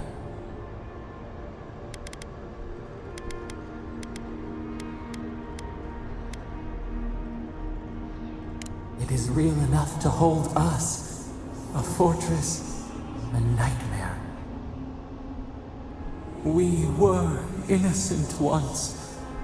We woke, and we wanted nothing but connection. But the other gods imprisoned us, left us to suffer alone in this place. But you are here now. You found us, a sprout in the endless winter. There is little time. We would be freed from these bonds. The strangler is close now.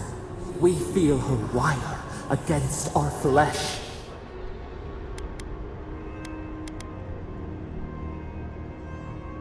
She begs for our blood. Her wolves defile the city on the shore. We blink, days pass. The people's cries ring in our ears. She pierces us now. Now, we will not brook this. Not again. A spark. Wait. The essence bends here. Time flows into itself. You can reach her. Will the garden to open. It will take you there. A wellspring of power. We strain, but we could clear the way. We were everything. What have we lost? What multitudes could we contain? We could run, leap in the water, flourish in forgotten hills.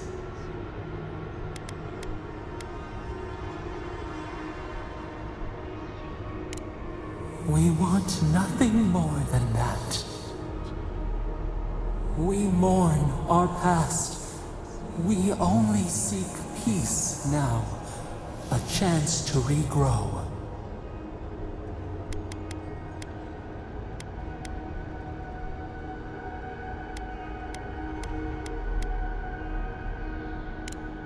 We trust you. You who have been by our side for so long. You met death, and you offered your hand.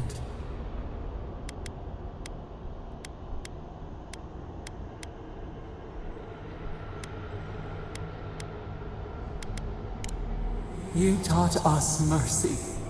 Always mercy. We saw how you would fight for those who could not. Give us peace. We want a chance to change. We deserve that opportunity.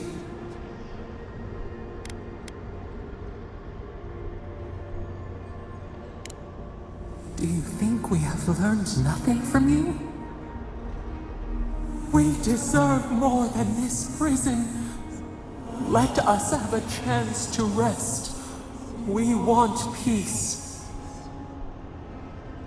Or do you have no more mercy for us than you did for the bear?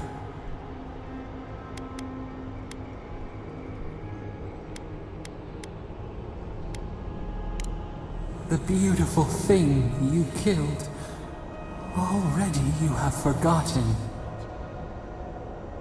We asked what you would do with an animal that sickened after a fight. Do you remember what you said?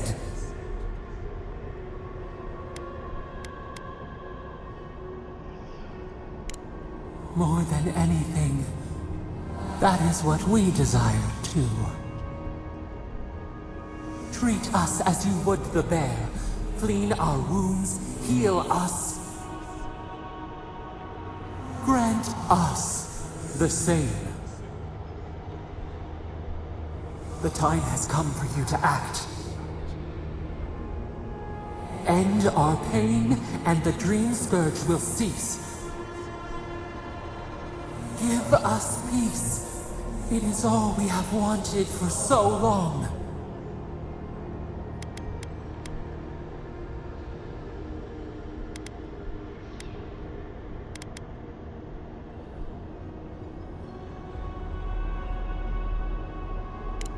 Center your thoughts. Reach for us. Clear the fog. Tear down the gates. We were so blind, so lost. We brought such horrors to this place. We feel bright. We had forgotten what it is to live. We will grow. Tend, flower. We will always remember this. We will remember you when you are ash and soil and mulch.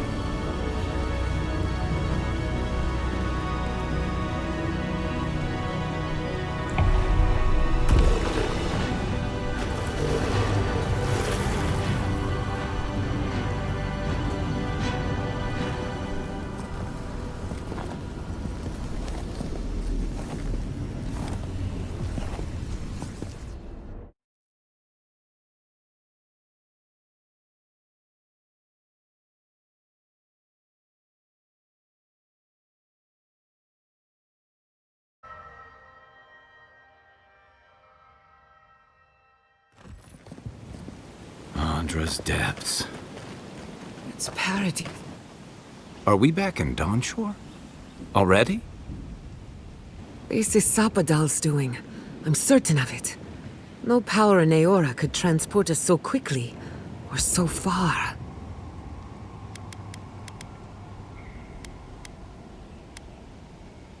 We'll have time for that later. Assuming there is a later. Are you seeing this? I don't think Paradis looked like this when we left it. Looks like the war already started, and the giant roots are winning. Marius, vines don't usually get that big this quickly, do they? Based on their growth and size, I'd say we've been gone 2 or 3 weeks. For once, I wish I wasn't. Who knows if the garden affected time, or merely our perception of time? Assuming there's even a difference. It's like how a body fights an infection. The fever gives you strange dreams that feel like an eternity. Look at this place. It feels like we're still in the dream. And not just us. Those are more your people's ships in the harbor, and steel garrote banners past the barricades. That can't be good. Even Reingrim is here. Perhaps we'll get to see an Archmage in action. I think I see Elia as well. What a strange reunion this will be. The Blessed Wardens are here too. That conflict we've been trying so hard to prevent started without us.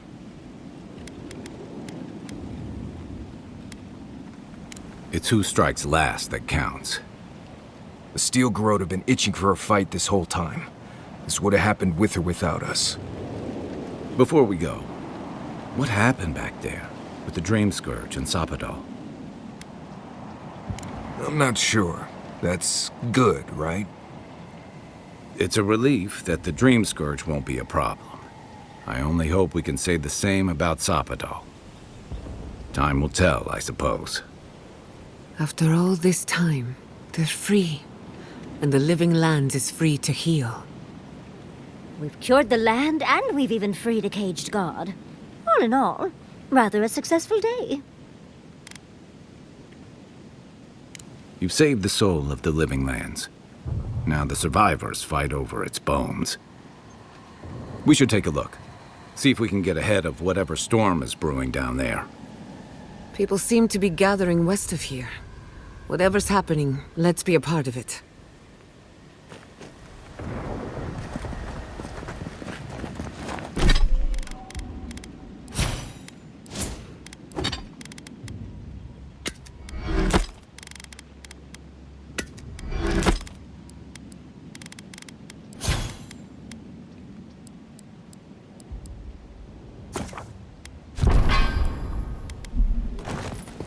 Sansa, how did you make it out here? God, they marched in with no warning. I couldn't think. I just ran. Easy. You're here now. Where did they come from? Envoy! What does the Garrote think they're doing? What's the point of exploring if you just want to plant your flag everywhere? I took my notes and bolted when they came through Hightown. They didn't think I was worth the trouble. Right now, that's a good thing. If you're looking for survivors, a few of us fled to the Balrog. How many? I'm not sure.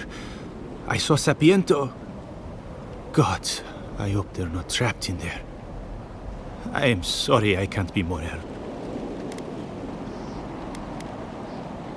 On the very first page. We should move. Let's hope the Garrote hasn't made it to the Balrog yet. Envoy, wait! Before you go, I may have something for you. I took some supplies when I ran. If you think they'll help, they're yours. I'll even give you a discount. You know, for saving the city and everything.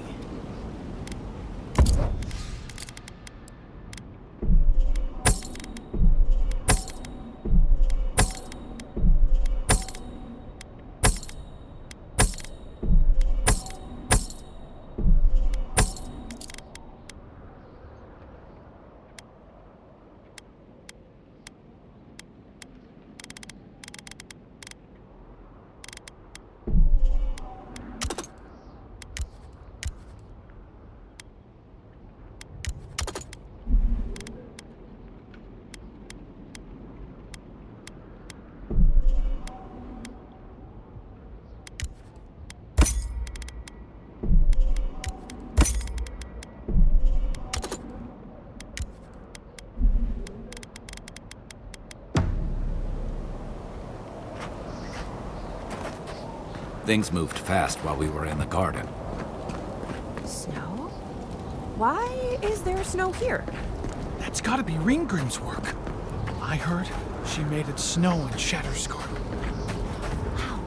But why snow? A familiar face. We meet again, Envoy. And you, Yardsley. You're always a prodigious and welcome sight. Oh, yes. Always a pleasure to see you, too.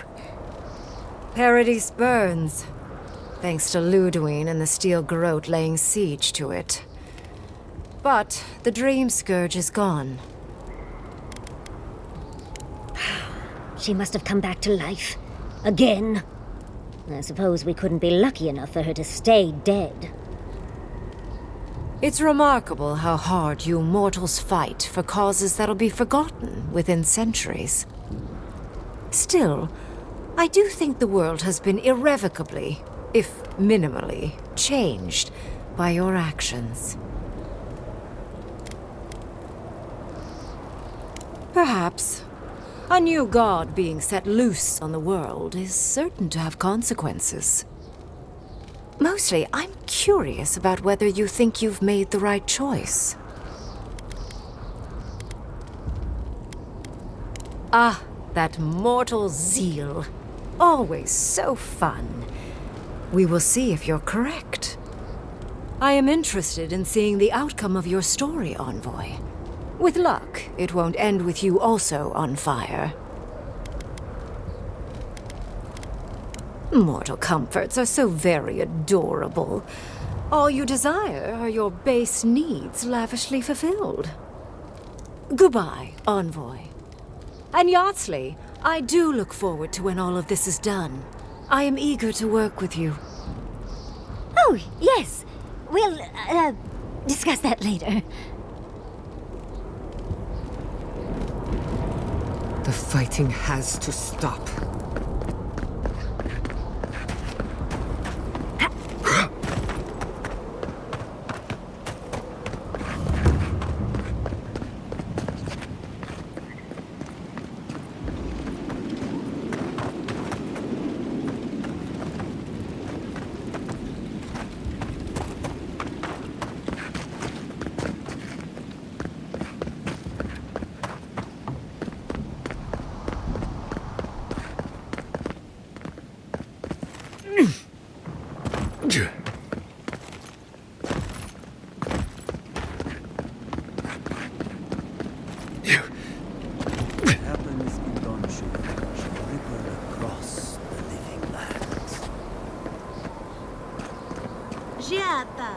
Where have you been?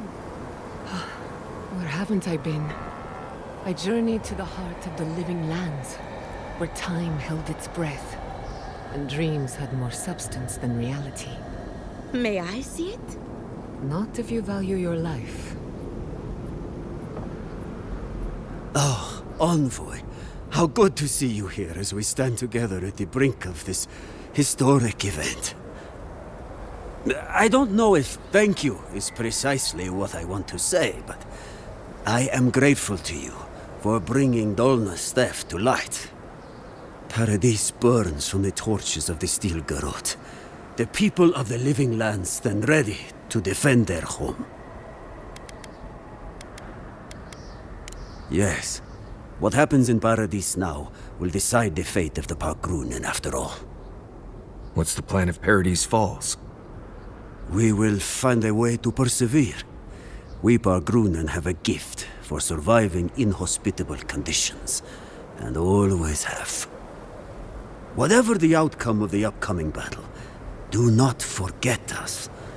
I fear that more than our deaths. If Edir and the Steel Garrote have their way, they'll strip the history books of any mention of our culture and our ways. Future generations will only ever know us as an appendage of the Empire. I hope it doesn't come to that. I hope so, Envoy. I truly do. That's as much as I'll say. You have a role in deciding what happens next. Do the right thing, Envoy. Let history remember you for the correct reasons. Do we even know what we're doing here?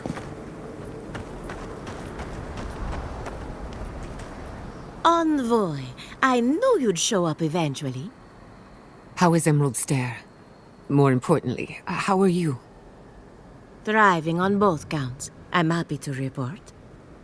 My revenants were just getting comfortable in Thirdborn when the Steel Garrote stepped out of line. When I heard tensions were brewing, I thought to myself, this is a job for the undead. So I gathered the flock. Likewise. I'll keep them on a tight leash, just in case the Steel Garrote breach our defenses.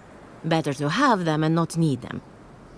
Oh, and I've been meaning to thank you. Whatever you did in the garden seems to have worked. Emerald's there is healing, believe it or not. Once this is over, our crops will flourish like never before. Easier said than done, I suppose. Best of luck out there. And don't worry about a thing. My flock will keep us safe and secure. Thank you, Elia. My compliments to the flock, as always. Enjoy the time with your flock, dearie. Try to keep them out of the other camps. What a mess. We know you. Did you help us? We must have seen you in a dream. Do you think she'll ever... Never mind. She's stable. That's what counts. We smell steel. Should we run? Or could we stay here and tend?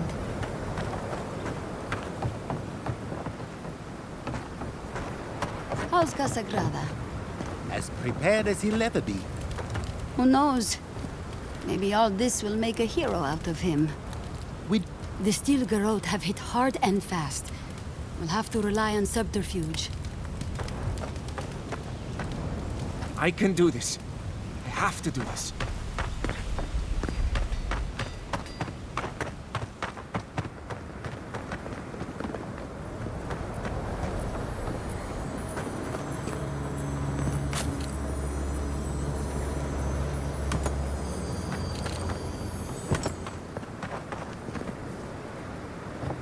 If you're wounded, find a place to lie down. Someone will get to you before you bleed out.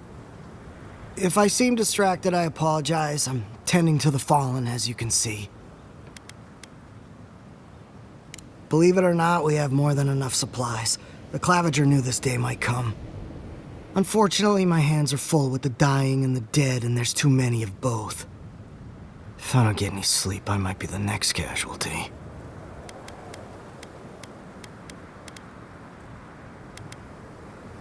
I suppose I've earned a couple of winks. You look like you could use a few. The next time we see each other, I just hope the fighting's done. Relaxation helps to clear the mind. Nothing else comes close.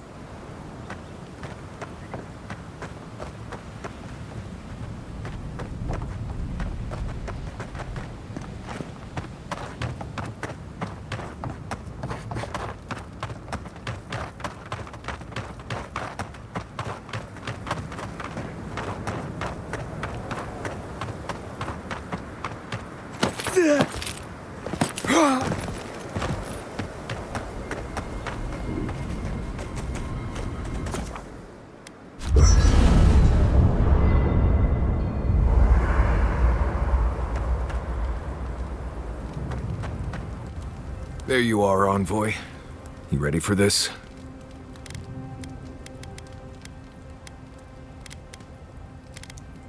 Right. Just one more fight. Then another. Then another. Across the whole settlement. I guess it helps we have a god on our side, right? I mean, a god beats a skeleton knight any day. This is just cleanup. Just figuring out who controls the living lands from here out. You said it, not me. Anyway, you should get some rest. Oh, if you need to rehearse any speeches or whatever, make sure you do it in front of someone else. I promise you I've heard it. Talk to you later, Envoy. So, here we are. The first and last battle for the living lands. Try praying instead of just hoping. That might work better for you. Metaphysically, the battle is already over. Sapadal is free, and the Dream Scourge is gone. But politically, we have a small mess to tidy up.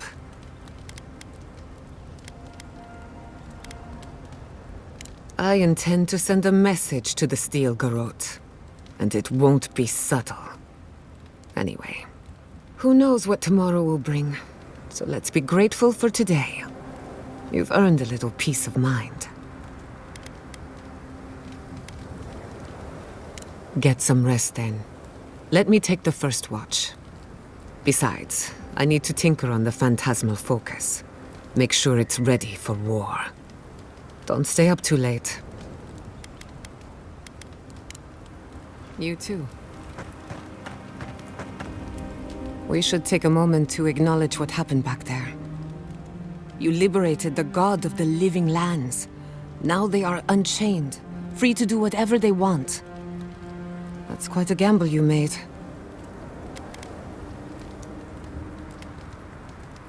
I admire your confidence. If not for you, Sapadal would still be pacing their cage like a wild animal. Which means you have leverage over a god. How do you plan on using it?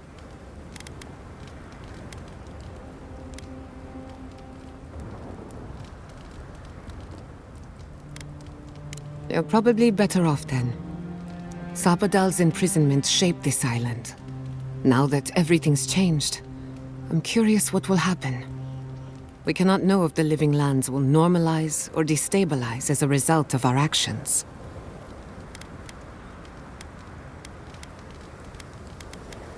Eventually. Maybe you'll find some comfort in prayer, now that one of the gods is listening. I hope you don't mind me bringing it up. The subject matter is a bit much for our little camp.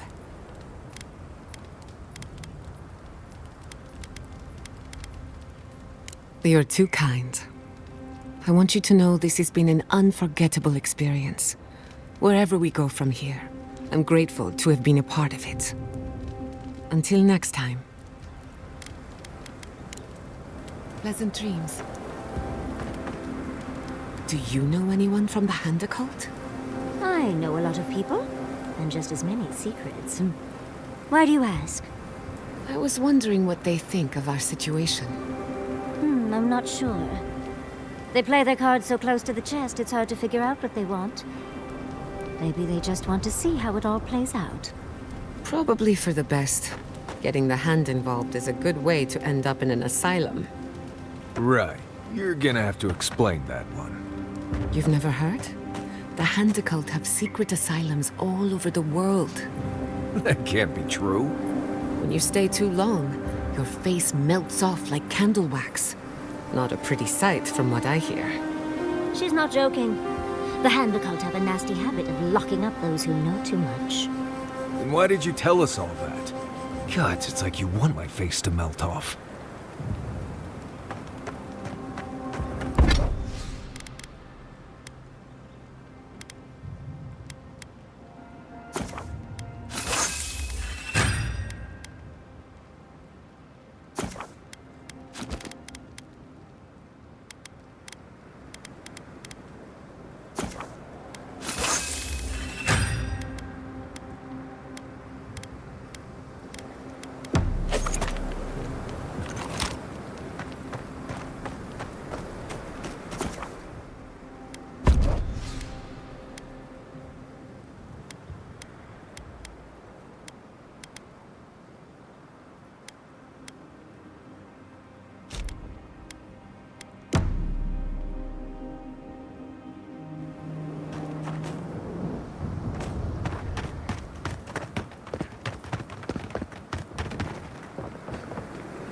Feels like half the living lands is here. Envoy, didn't think I'd be seeing you here. From one battlefield to another, eh? Dream thralls, and now this. Lodwyn's a loose cannon. The Steel Garrote don't answer to anyone but her. This place won't be safe for adherents for decades. Even if she wins. Gods help us all. Envoy? Is it really you? Mihala told us you went into some place called the Garden to seek a god? When you didn't return, we took you for dead. What did you see there? The god you felt in Makutadek? The origin of the Dream Scourge? It was the act of a god this whole time? Everyone, please, please. We could get to the bottom of this if you would only let them speak. It's been weeks, Envoy. What happened?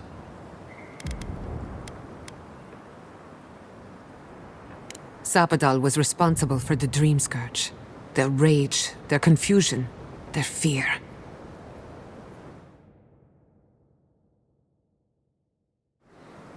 But the plague isn't over.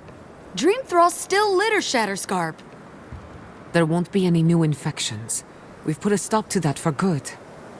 Unfortunately, there's little we can do for those already in the grip of the Dream Scourge. We can give them comfort, nothing more. This will be a process. The Dream Scourge was never going to simply go away overnight.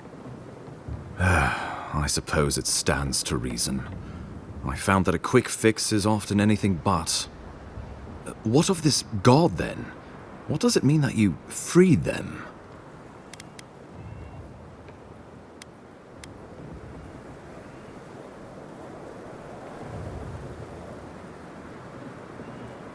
Lodwyn had intimated that this land grew a new god.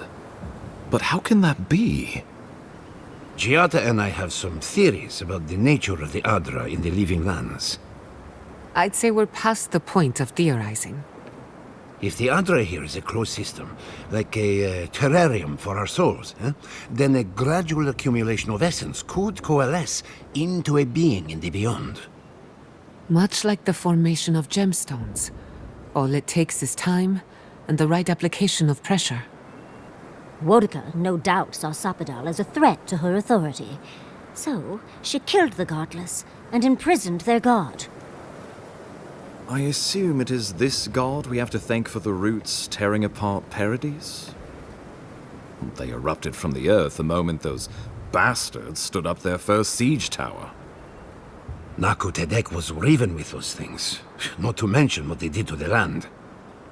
We saw similar destruction at Nakuku Bell. If these roots and the Dream Scourge are the work of a god, and the gods thought it best to imprison this god, how could you let such a creature go free?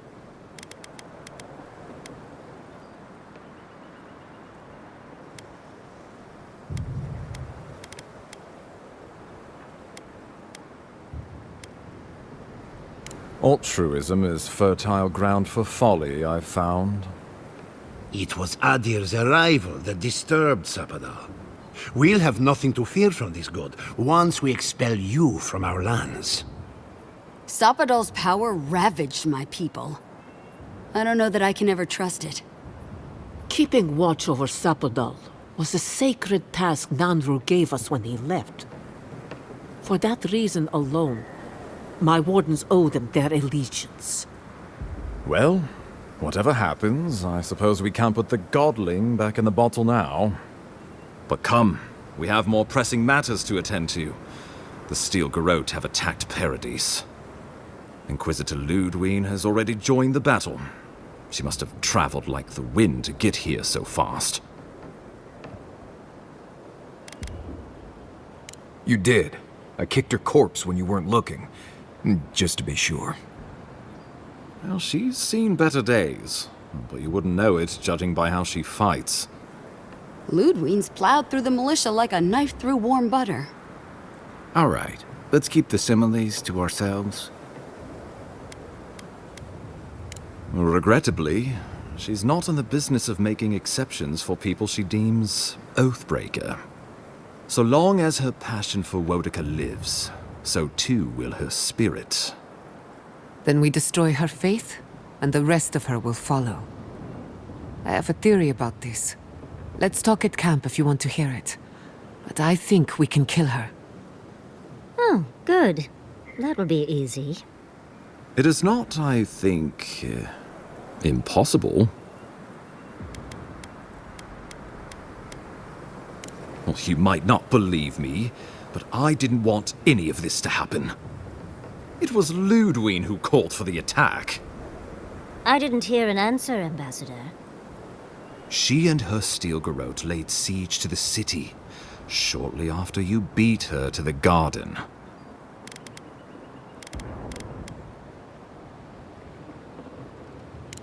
We've had no news from inside for several days. From what we can observe, southern Paradis is in pieces, and the remaining militia batters at the gates to no avail. Is there nothing our people can do? Given the state of our supply routes after the Dream Scourge, and the Steel Garrote's destruction, we expect the people trapped inside will run short of fresh food and clean water in a matter of days. We brought as many Hail and Able from Thirdborn as would come. But after the Dream Scourge and our losses from Nakukubel, we could spare so few. I worry it won't be enough. Likewise, my wardens are still reeling from effects of the eruption. The keep was saved, but there is much to repair, particularly if we are to endure a siege. Most of my men remain at the keep. I can't risk them against the Steel Garrote for the sake of Paradis, not when we are so few. Well, it's been a point of debate. We can't agree on how to stand against the Steel Garrote, nor who should lead the effort. Nobody wants to risk their people at the front. So you let the Paradis militia go it alone? Even if our meager forces should make it inside. The siege won't end until Lodwyn does. And none of you know how to kill her. Precisely. The lawful settlement of a new Adirian colony, supposedly. Or the establishment of a Woedican state. She could win with a godlike in her ranks. Your presence would serve as a powerful endorsement.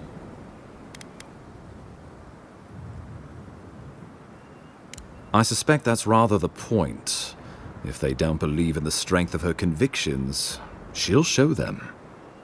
Remember, she has an obligation to Woedica, a solemn oath.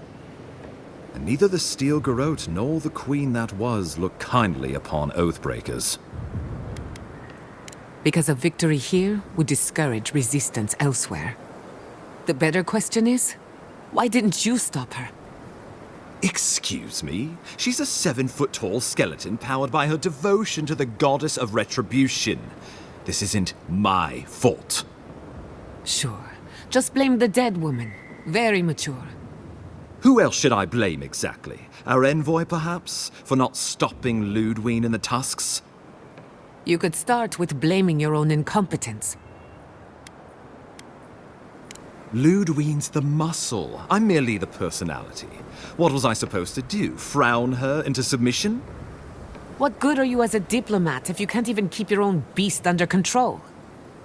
The Inquisitor was so convinced the Living Lands would unite against Adir that she's nearly made it true. One people, one law, one true God. That's Lodwyn's vision for the Living Lands.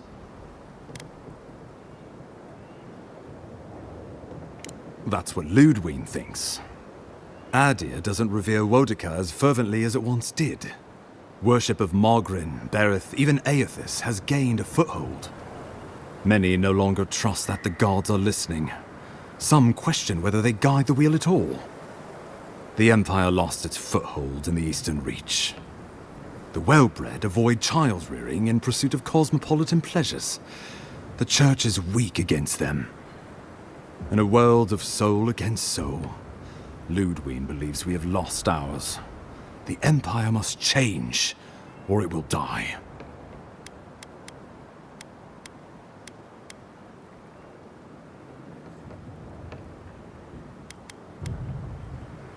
I'm afraid you're in the minority there.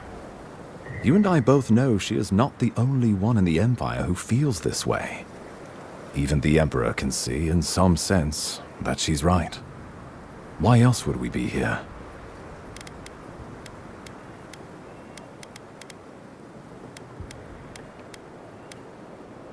The Inquisitor answers only to Woedica. In attacking Paradis, she has dragged us all far beyond the bounds of the Emperor's desires.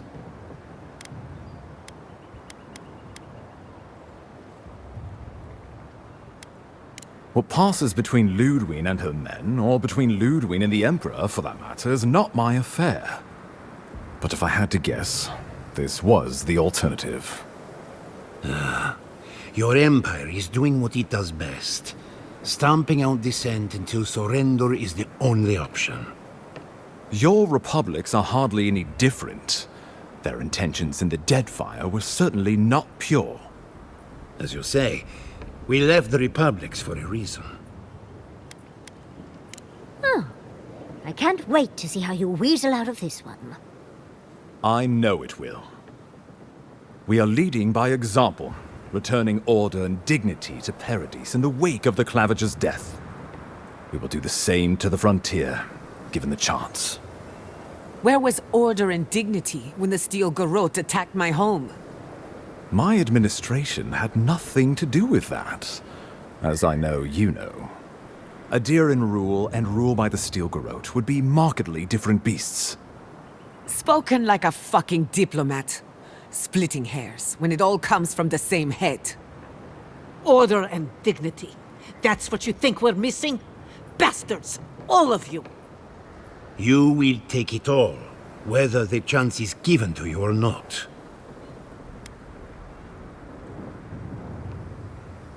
I've answered your questions. Now I would like you, all of you, to answer mine.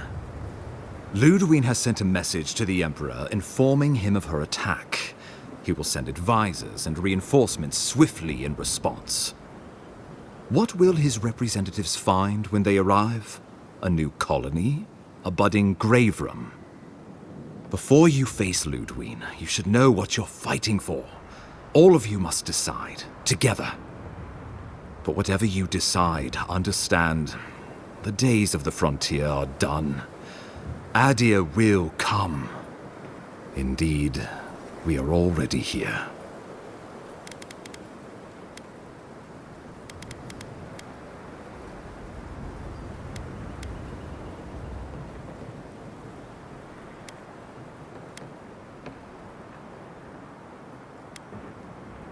Excellent question. You have seen more of this land, and met more of its people than any of us. Your opinion is informed. You were empowered by the Emperor himself to investigate an impossible problem, and against the odds, you solved it. You are the close personal friend of a rogue god. And in our dealings together, I found you to be a person of substance and conviction. But mostly, it's because you're Adiran, so I trust you. And these fine people here are going to do whatever they like if they don't agree with you anyway. Oh, Envoy, no. Do not suggest that lightly. Think of the Emperor. There would be reprisals. Ones which this conclave could not survive, fractured as you are. Not unless you came together and formed a nation of your own. It would be difficult. No, impossible. I'm certain you would fail. Think of your people, all of you. Think of the lives at stake.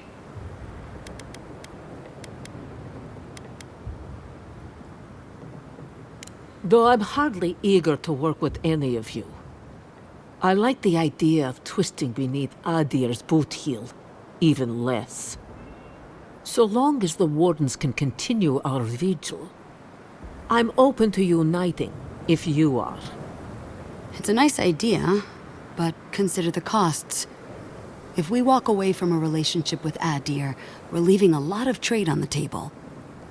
But the people of Thirdborn have friends in the world. I'm sure we'd find our way through.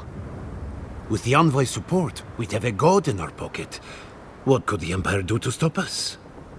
When my people return to Fjord, we could create such miracles of animancy, the living lands would become the breadbasket of the world. We deserve our autonomy, even if we must fight for it. Anything less would be surrender. Fleeing someone else's laws and authority is one thing, setting up your own is another. We're an island of misfits and dissidents. We'll still have to surrender some of our autonomy, and we won't agree on what that means overnight. We'll be vulnerable. Without allies, other powers will see us as ripe for the picking. Know that this is a hard road to walk. We were fine before Adir came. We'll be fine when they're gone. I think we ran things perfectly fine before your kin got here. Rest into bounty. Does the winter frost dissuade the seeds? Many fruits on our boughs. We graft many leaves into strength. Of course. The Living Lands would retain its own laws under a grave appointed by the Emperor. The grave would be expected to promote and develop the Living Lands to our mutual benefit. They would divide the island into administrative districts and see them governed by mayors appointed from the local communities. The island would provide tribute in the form of resources and taxes, and in times of war, soldiers. The Empire, I should note, is nearly always at war. In return, the Living Lands would enter Adia's sphere of influence, and should outside nations attempt to invade, we would come to the Grave Room's aid.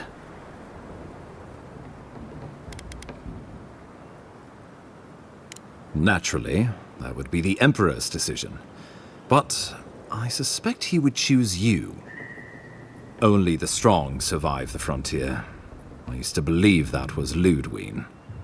But you were born to rule here. Quite literally. Have some faith in yourself, Envoy. You'd grow into the role in time. We give up our fighters and the wealth of our lands, and get promises in return. But we have wealth enough to give some away, if it means my wardens may return to their vigil in peace. A grave room could work, so long as trade keeps moving through the Scarp and you're willing to serve as our go-between, Envoy. And we'll have cannons enough to deter the adherents from trying anything stupid. With the Dream Scourge ended, my people can soon return to Fior. If a renewed animancy could easily feed the island, I suppose we could send Adir what's left. But when lean times come, who will we feed first? Ourselves or the Empire? Tribute, he says. Taxes. Soldiers. The Empire has tried it all before. Look to the Eastern Reach if you don't believe me. They want to bleed us dry, to fill their coffers and fight their wars, to break us like wild animals. But I will not bend. It's still a gamble, but I think it's the safest bet. We get the benefits of Imperial trade and protection without losing all of what makes this place special. There's no way of knowing what it would mean in another generation or two. But right now, it gives us the security and stability to recover. We were fine before Adir showed up, and we'll be fine when they're gone. Trust the lands and her people, Envoy. If we give Adir power over us, we can't be surprised if they decide to flex it later. Subtle, pernicious, touch the rot, yet the disease remains. Safety among spiders. A web gleaming with dew. They weave, they wait. Of course. Well, don't leave me in suspense.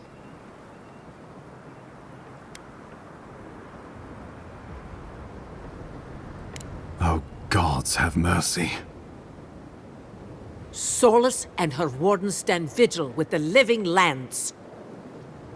By grit and steel, Thirdborn stands with the Living Lands. Fior and her animancers stand with the Living Lands. We deserve this opportunity. Thank you for believing in us. Fighting a battle together is easy. I just hope everyone's willing to stick it out when it comes to the politics. God, they made the right decision for once. Finally, some sense permeates the proceedings. On your head be the consequences. That leaves the matter of Lodwyn and the Steel Garrote. She will never surrender, Envoy. You must kill her, or we will lose Paradis, and eventually the island.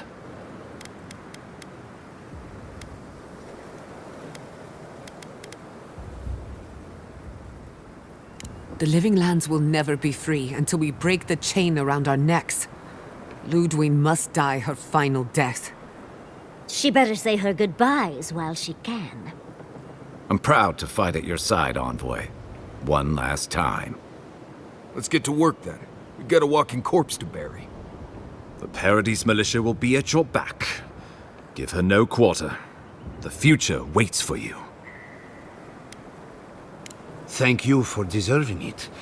Now, go and teach the Stilgarrote a lesson they will never forget. Show them that the living lands will not be broken across Vodka's knee. We will send reinforcements to help you reclaim the Eastern Gate. From there, work your way to the main plaza. Let's just say this is not my first brush with a tyrannical authority, though I pray it is my last. May all the gods of Eora and the living lands protect you. Let's take back the city together. Show the Stilgarrote how the living lands takes care of its own. So we're going after the Stilgarrote now, right? Let's do it. Let's go free a city, shall we?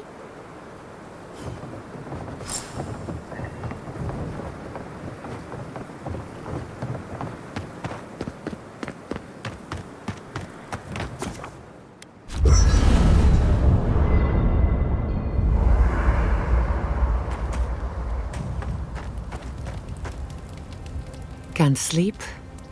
Neither can I. We're going into battle for the soul of the living lands, rallying under the banners of the Paradis militia. Your Emperor will not be pleased. Political influence is dangerous. If you aren't careful, it can turn against you. When a godlike fights in battle, people take note of which side. The Adirans will doubt your loyalty. The locals will doubt your commitment. You may even doubt yourself. This is the first time you were told to pick a side. And I fear it won't be the last.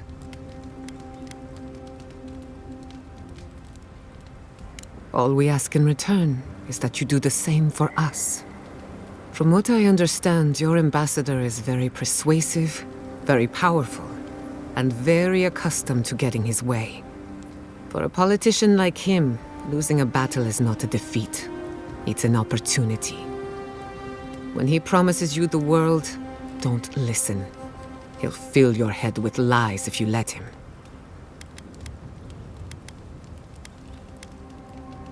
I'm glad we understand each other. It's good to see you fighting for the misfits and rabble-rousers. Time for you to get some rest. We have a big day ahead of us. In truth, I'm not as worried as I used to be. I've been thinking about the Inquisitor. Formulating a theory, you might say. A Death Guard clings to their existence by force of will. Stubbornness, unfinished business, that sort of thing. Lodwyn is held together by faith, and that may be her undoing. Precisely. Faith is the foundation of her reality. Faith in the righteousness of the gods. But according to her faith, Sapadal should not exist. A new god independent of hers? Blasphemy. By that logic, you shouldn't exist either. And yet here you are. That's my point, exactly.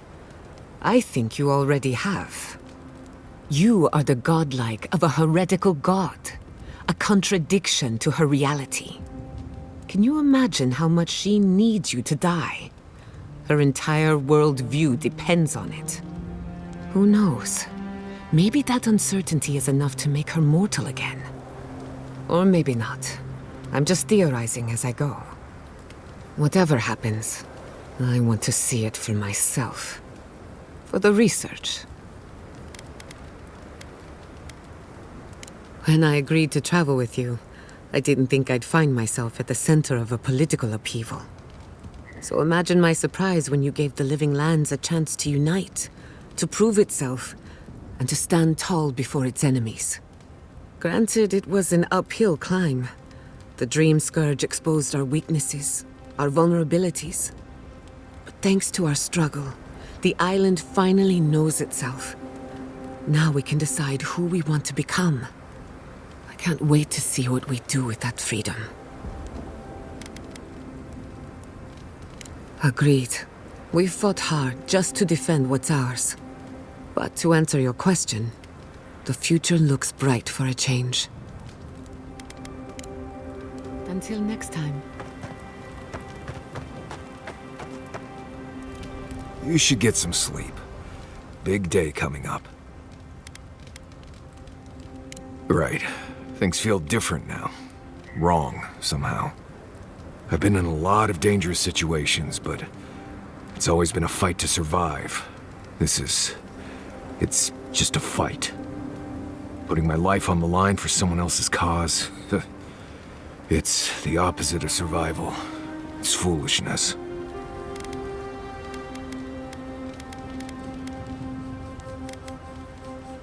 You know, I've never seen a bear go to war.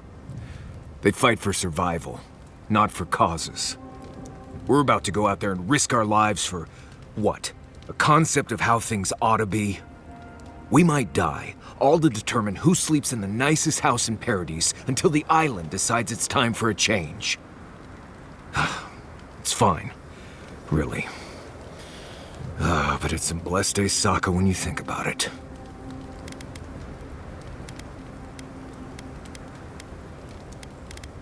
Right. Careful you don't get stuck in all that sap. I'll be all right, Envoy. You go get some blessed day rest.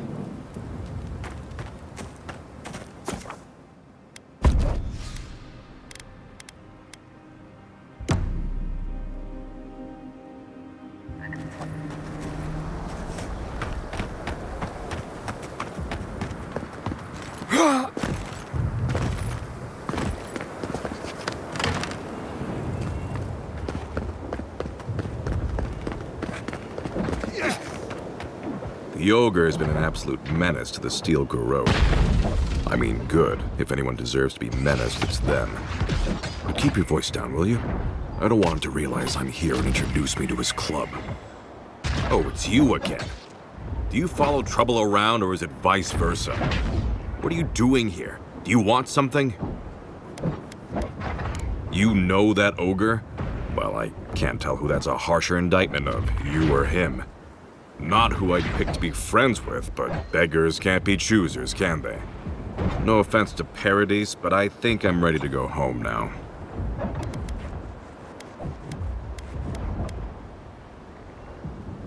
It's not like I was thrilled about coming out here in the first place.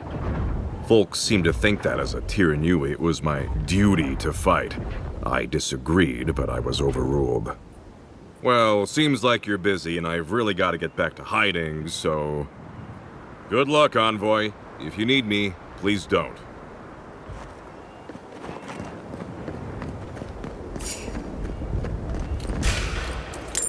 You should be here.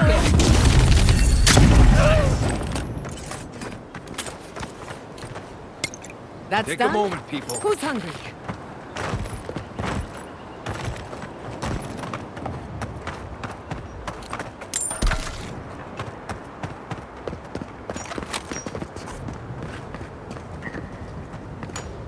Let the worst come. I am ready.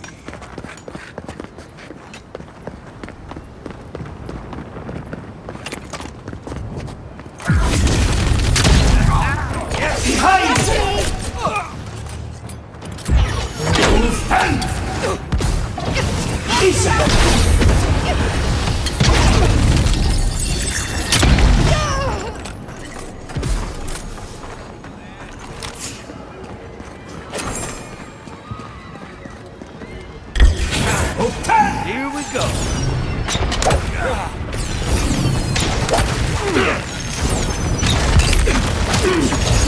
Your days are numbered.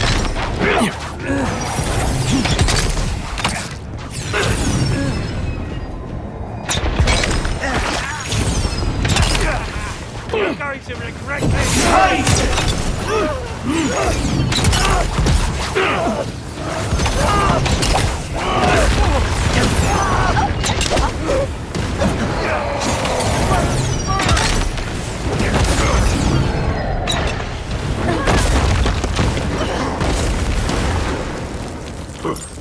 Foolishness.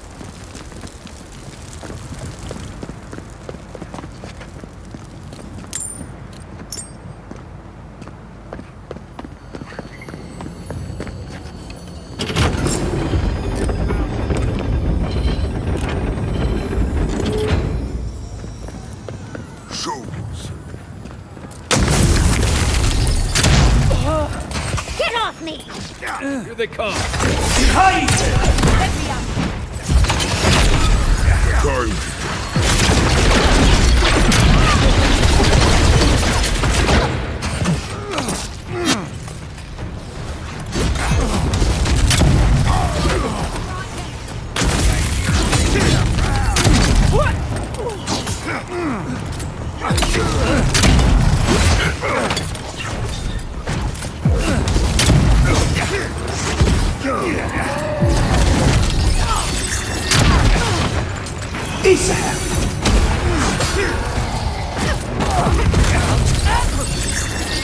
On the right!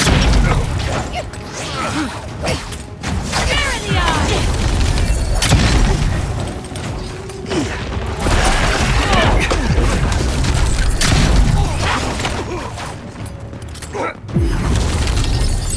Don't worry about the eastern gate. I'll protect your back. Dream with us.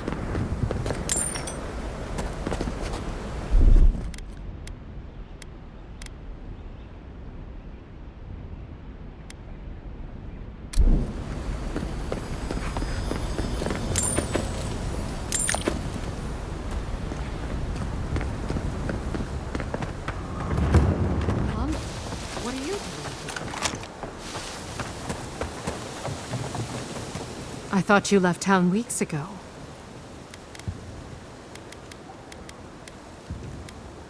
You can tell me when we make it out of this. I saw a few on my way here. I imagine they've been waiting for this to happen for a long time. Listen, one of the Garot's units is scouting up ahead, maybe 5 strong. I wouldn't want to fight them if I were you. Take this key. It'll unlock the gate to the canals. You can thank the captain who forgot it. Suit yourself. I wish someone had stood up to the Steel Garot a long time ago. But, well, you're here now. That's what matters. Good luck.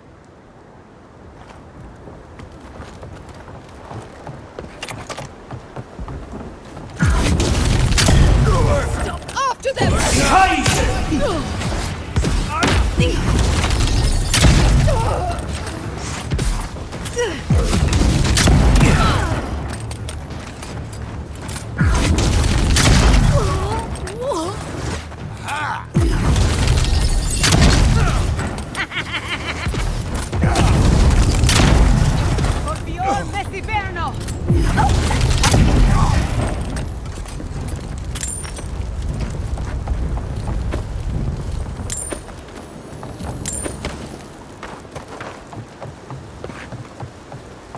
I heard. Stop right there. I'm with you.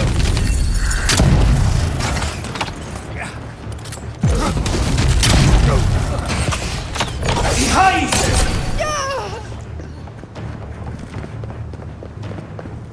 You can't hide. I let you have that one. For our freedom! Envoy over here. What exactly do you think you're doing? You nearly died in my clinic. Correction, you did die. And now look at you, fighting the Steel Garot. What have you got to say for yourself? That's the worst excuse I've ever heard, and believe me, I've heard it all. We're patching up folks as best we can, but I'm not gonna sugarcoat it. War is a damn bloody mess. Yeah, stop the fighting. I can't say I approve of you leaping into the fray, but it's always nice catching up with a former patient. Gods be with you, Envoy. For my sake, try not to die a second time. Come on. You know this. You practiced with Uncle Capo 100 times. Tight, but not too tight. You don't want to cut off the blood flow.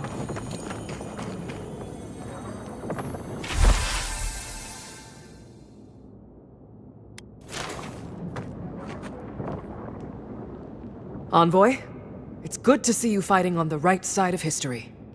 Out of curiosity, what turned you against the Steel Garot? It's high time we explain that to a few people. You know the Steel Garrote a lot better than we do. Their coordination is damn impressive. Any advice?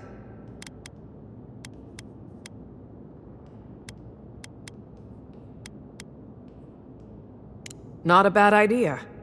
When the fighting starts, some soldiers forget how to think on their feet. Ready to make history whenever you are. Good. Now, let's kick these bastards out, shall we? Godlike! Paradis could use your help.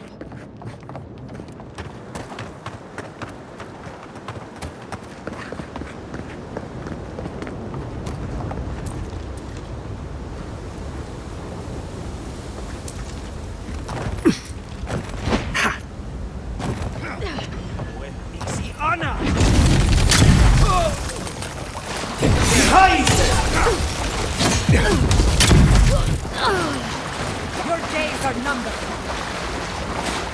That'll teach you!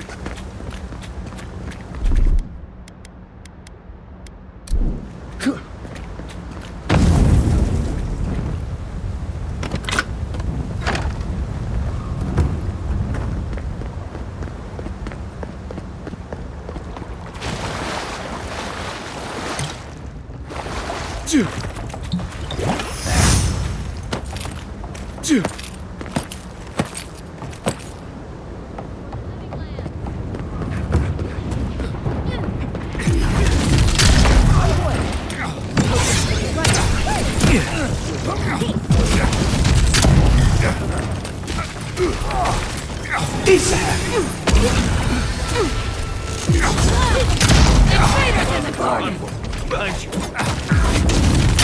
Larry in the brush!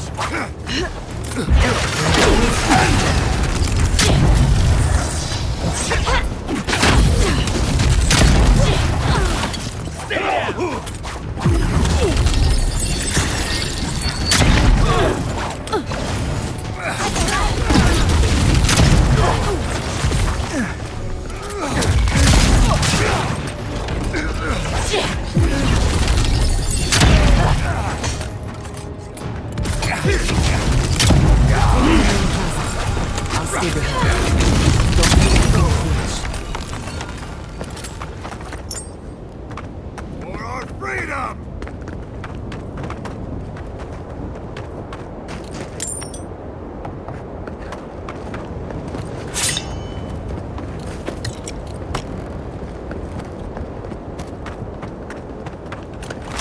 Monica demands your submission. Stand against her and fall. Let's pay Lodwyn one final visit, shall we? This is it, Envoy. The only part that matters. Let's make sure she stays dead this time, all right, dearie? There you are. So, you survived the garden. Did you come all this way just to try your luck again? To kill me more efficiently than last time?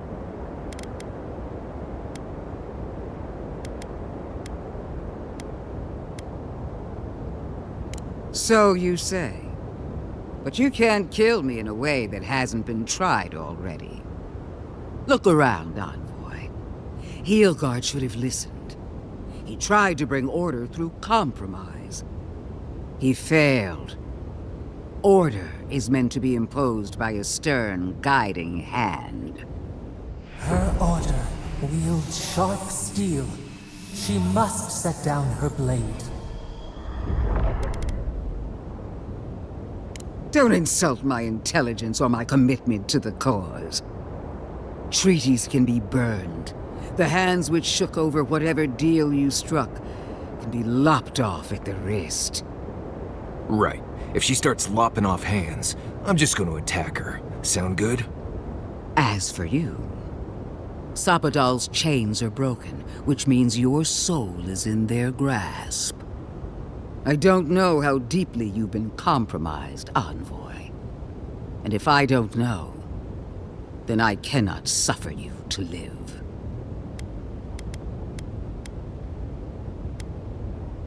Judgment has been passed. Now comes the sentence. Steel yourself, Envoy. Make this a fight to remember, even in death. We would not welcome her death.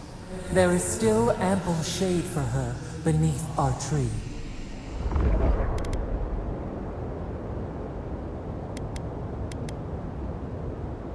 You will. You must. You have no choice. Face me and die with honor, or fall to your knees and die as a coward. How you die doesn't matter, but you will die. Every vestige of Sapadal must be wiped from this earth. The Burned Queen demands it. We are a challenge to her authority. She is afraid of what we mean.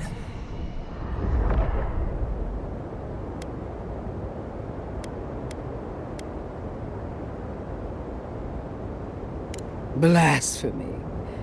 Sapadal is a clot in the heart of the world. What should they matter to the true gods of Eora?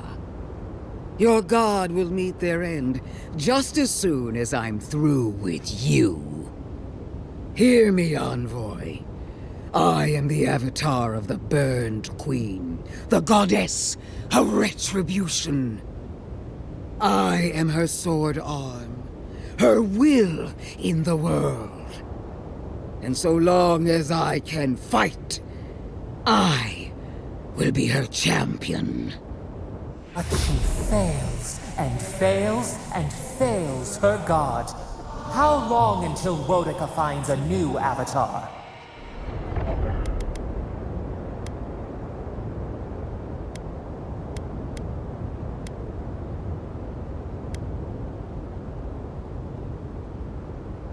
Temporary setbacks. The war for the living lands can still be won. And if I must stand alone against you, the militia, and every farmer you've given a sword, then I will. I will die 1,000 times for my queen, if that's what she desires. I've done all that I could. She sees that. She must. I believed we were alike, Envoy. That when the time came for you to prove your loyalty, you would choose Adir. I believed the dream of our future, of our resurgent empire, would move you as it does me. And if that failed, I believed the Burn Queen would stop you. Yet here you stand before me, my enemy, unopposed by the gods. Why? The worm of doubt gnaws at her soul. Where was Wodica when she needed her most? Where is she now?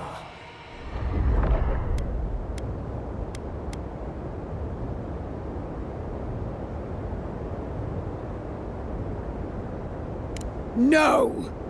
The Burned Queen witnessed my devotion and accepted me as her champion. I don't need anything else. I can still prevail. I must.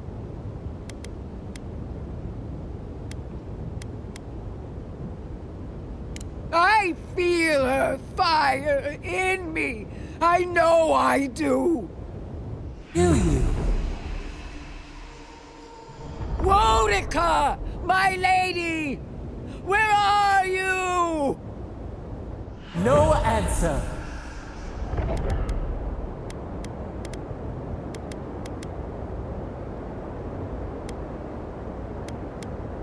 No! It's not true! Shame. Suffocating shame.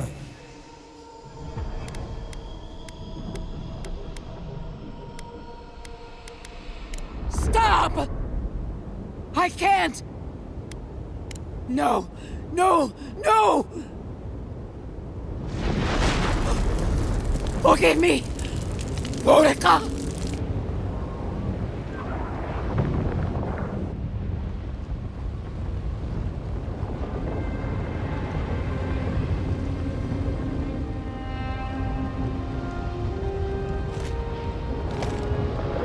Wherever Lodwyn is now, she must be seething. Of course, we'd be happy to kill her again, if needed. She's done for.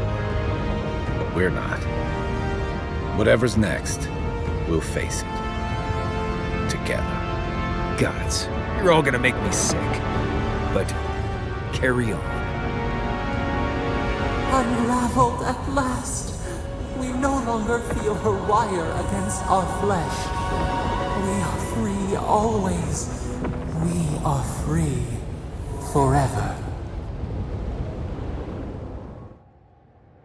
Silence falls over Paradis, as though the city is holding its breath. Then you hear it, the ringing of a distant bell, the waving of banners, and cheers of victory. After a short and bloody conflict, the dust has finally begun to settle. You feel Sappadal close to your thoughts, stirring with interest. The god of the living lands is observing this moment, unfettered by confusion or fear. For the first time in centuries, they understand.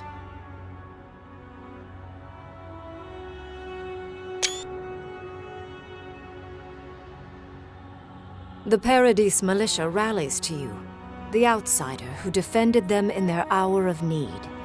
Whatever happens next, you have won their confidence.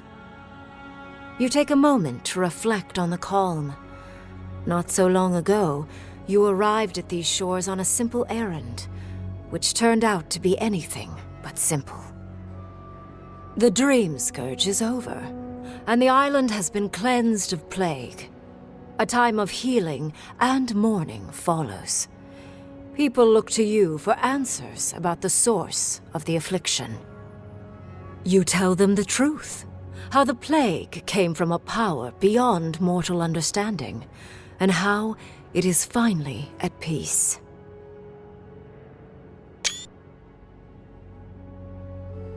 Thanks to you, the Living Lands has escaped Adiran oppression. The free settlements unite under a common banner and begin the fraught process of negotiating new traditions and values. The Empire withdraws. The frontier remains wild, but not for long. Fugitives no more. The rebels of Paradis return to their home and to other free settlements, bringing their skills and secrets wherever needed. For once, they have a future. The Oracle Sargemus emerges from the Temple of Aethys, unburdened by any purpose but for the one you gave him. He follows the dawn across all the nations of the world, searching for every child of the gods yet left behind. The few he finds are bitter but grateful to know more of their kind. When his energy flags, he recalls the compassion you extended him, and he returns to his work with renewed devotion. His new labors cannot fill the hole left by his god's passing from the world, but they give him succor during the long hours of the night. He dies alone in the Deerwood, beloved of no one, but remembered by all he knew. He does not forget you. The refugees of Emerald Stair resettle in Thirdborn, bringing their skills and research to aid the local community. What starts as an uneasy partnership blossoms into a bond of trust. Through shared adversity, they find common ground. In time, the people of Emerald Stair return to their city of Fior Messiverno. Research yields new developments in the struggle against nature. Technology is shared among the united settlements. The Empire cannot get in the way of progress. For the people of Shatterscarp, independence is bittersweet. Those who cannot withstand the grief inflicted by Ringgrim's spell leave the settlements, vanishing into the wilderness. Those who remain find themselves forced to cooperate with others, often begrudgingly. With so many dead, the need to stave off hunger outweighs any distaste for certain trading partners. Solace Keep clings to its long-held isolation at first. But after mourning her friend Kostya, Mihala reluctantly deigns to open the doors of the fortress. Some dwarves greet newcomers with glee. Others still mutter darkly about outsiders. Mihala flounders in her earliest negotiations with the rest of the living lands, but slowly learns compromise. She develops a taste for Valian sweets. For the first time in many years, Kai feels an agreeable restlessness. Not to flee, not to drift, but to venture. He visits the distant shores Tama told him about, and savors the modern marvels, ancient wonders, and breathtaking expanses he beholds. His heart swells, not with grief, but with awe. There is so much to discover, and he will spend his years chasing all of the joy and beauty the world has to offer him. With many of his anxieties and lifelong fears addressed, Marius now feels very differently than he did when he first met the envoy. Still far more comfortable in the wilds than among people, he nonetheless finds that his worries about the unknown were merely self-protection against the traumas of his childhood. Armed with this knowledge, he finds himself more capable of living in civilization, and far less fearful of his home in Galawain's tusks. While he never regains his former place as a warden of Solace, he spends his time traveling between Solace and Thirdborn, acting as a stubborn ambassador between the two. Giada continues to improve as an animancer. She dedicates her work to the spiritual health of the living lands, nurturing instead of exploiting. Others follow her example, seeking her tutelage from lands far and wide. In the years to come, rumors spread of a secret society gathering in the wilderness, where animancers work in harmony with nature. The dream of Fior Mes Iverno lives on in her.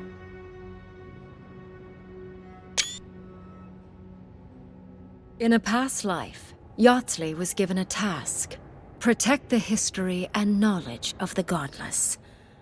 Now, many lifetimes later, she continues upholding that oath. She moves into the library in the garden, spending her days poring over the clay tablets there. But not even the letters from, and rare visit to, her lover help ease the loneliness that fills her days. Freed from torment for the first time in centuries, Sapadal turns their prodigious curiosity to the people that shaped them. They observe the ways their people live, and they think deeply about what they see. Though they flinch away from moments of violence, and they grieve souls returned to them too soon, the rage that once shook cities to rubble no longer rules them. Instead, they come to you with questions.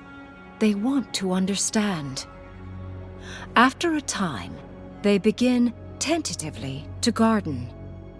Where they can, they improve the lives of Kith, and the suffering that troubled them is reduced, if never fully eradicated. Their grief compels them to love, and they love unreservedly, with the power of a god.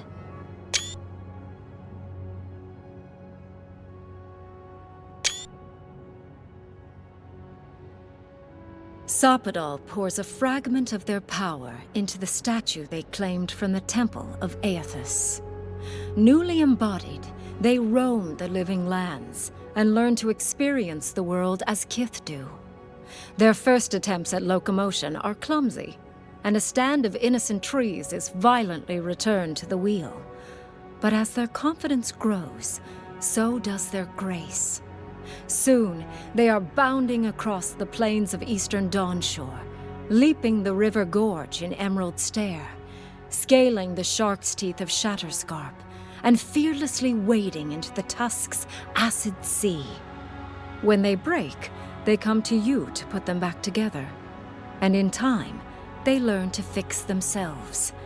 They wander far afield. You see less of them, but they are never far from your thoughts. And on the rare occasion they return, they always bring you something beautiful and strange.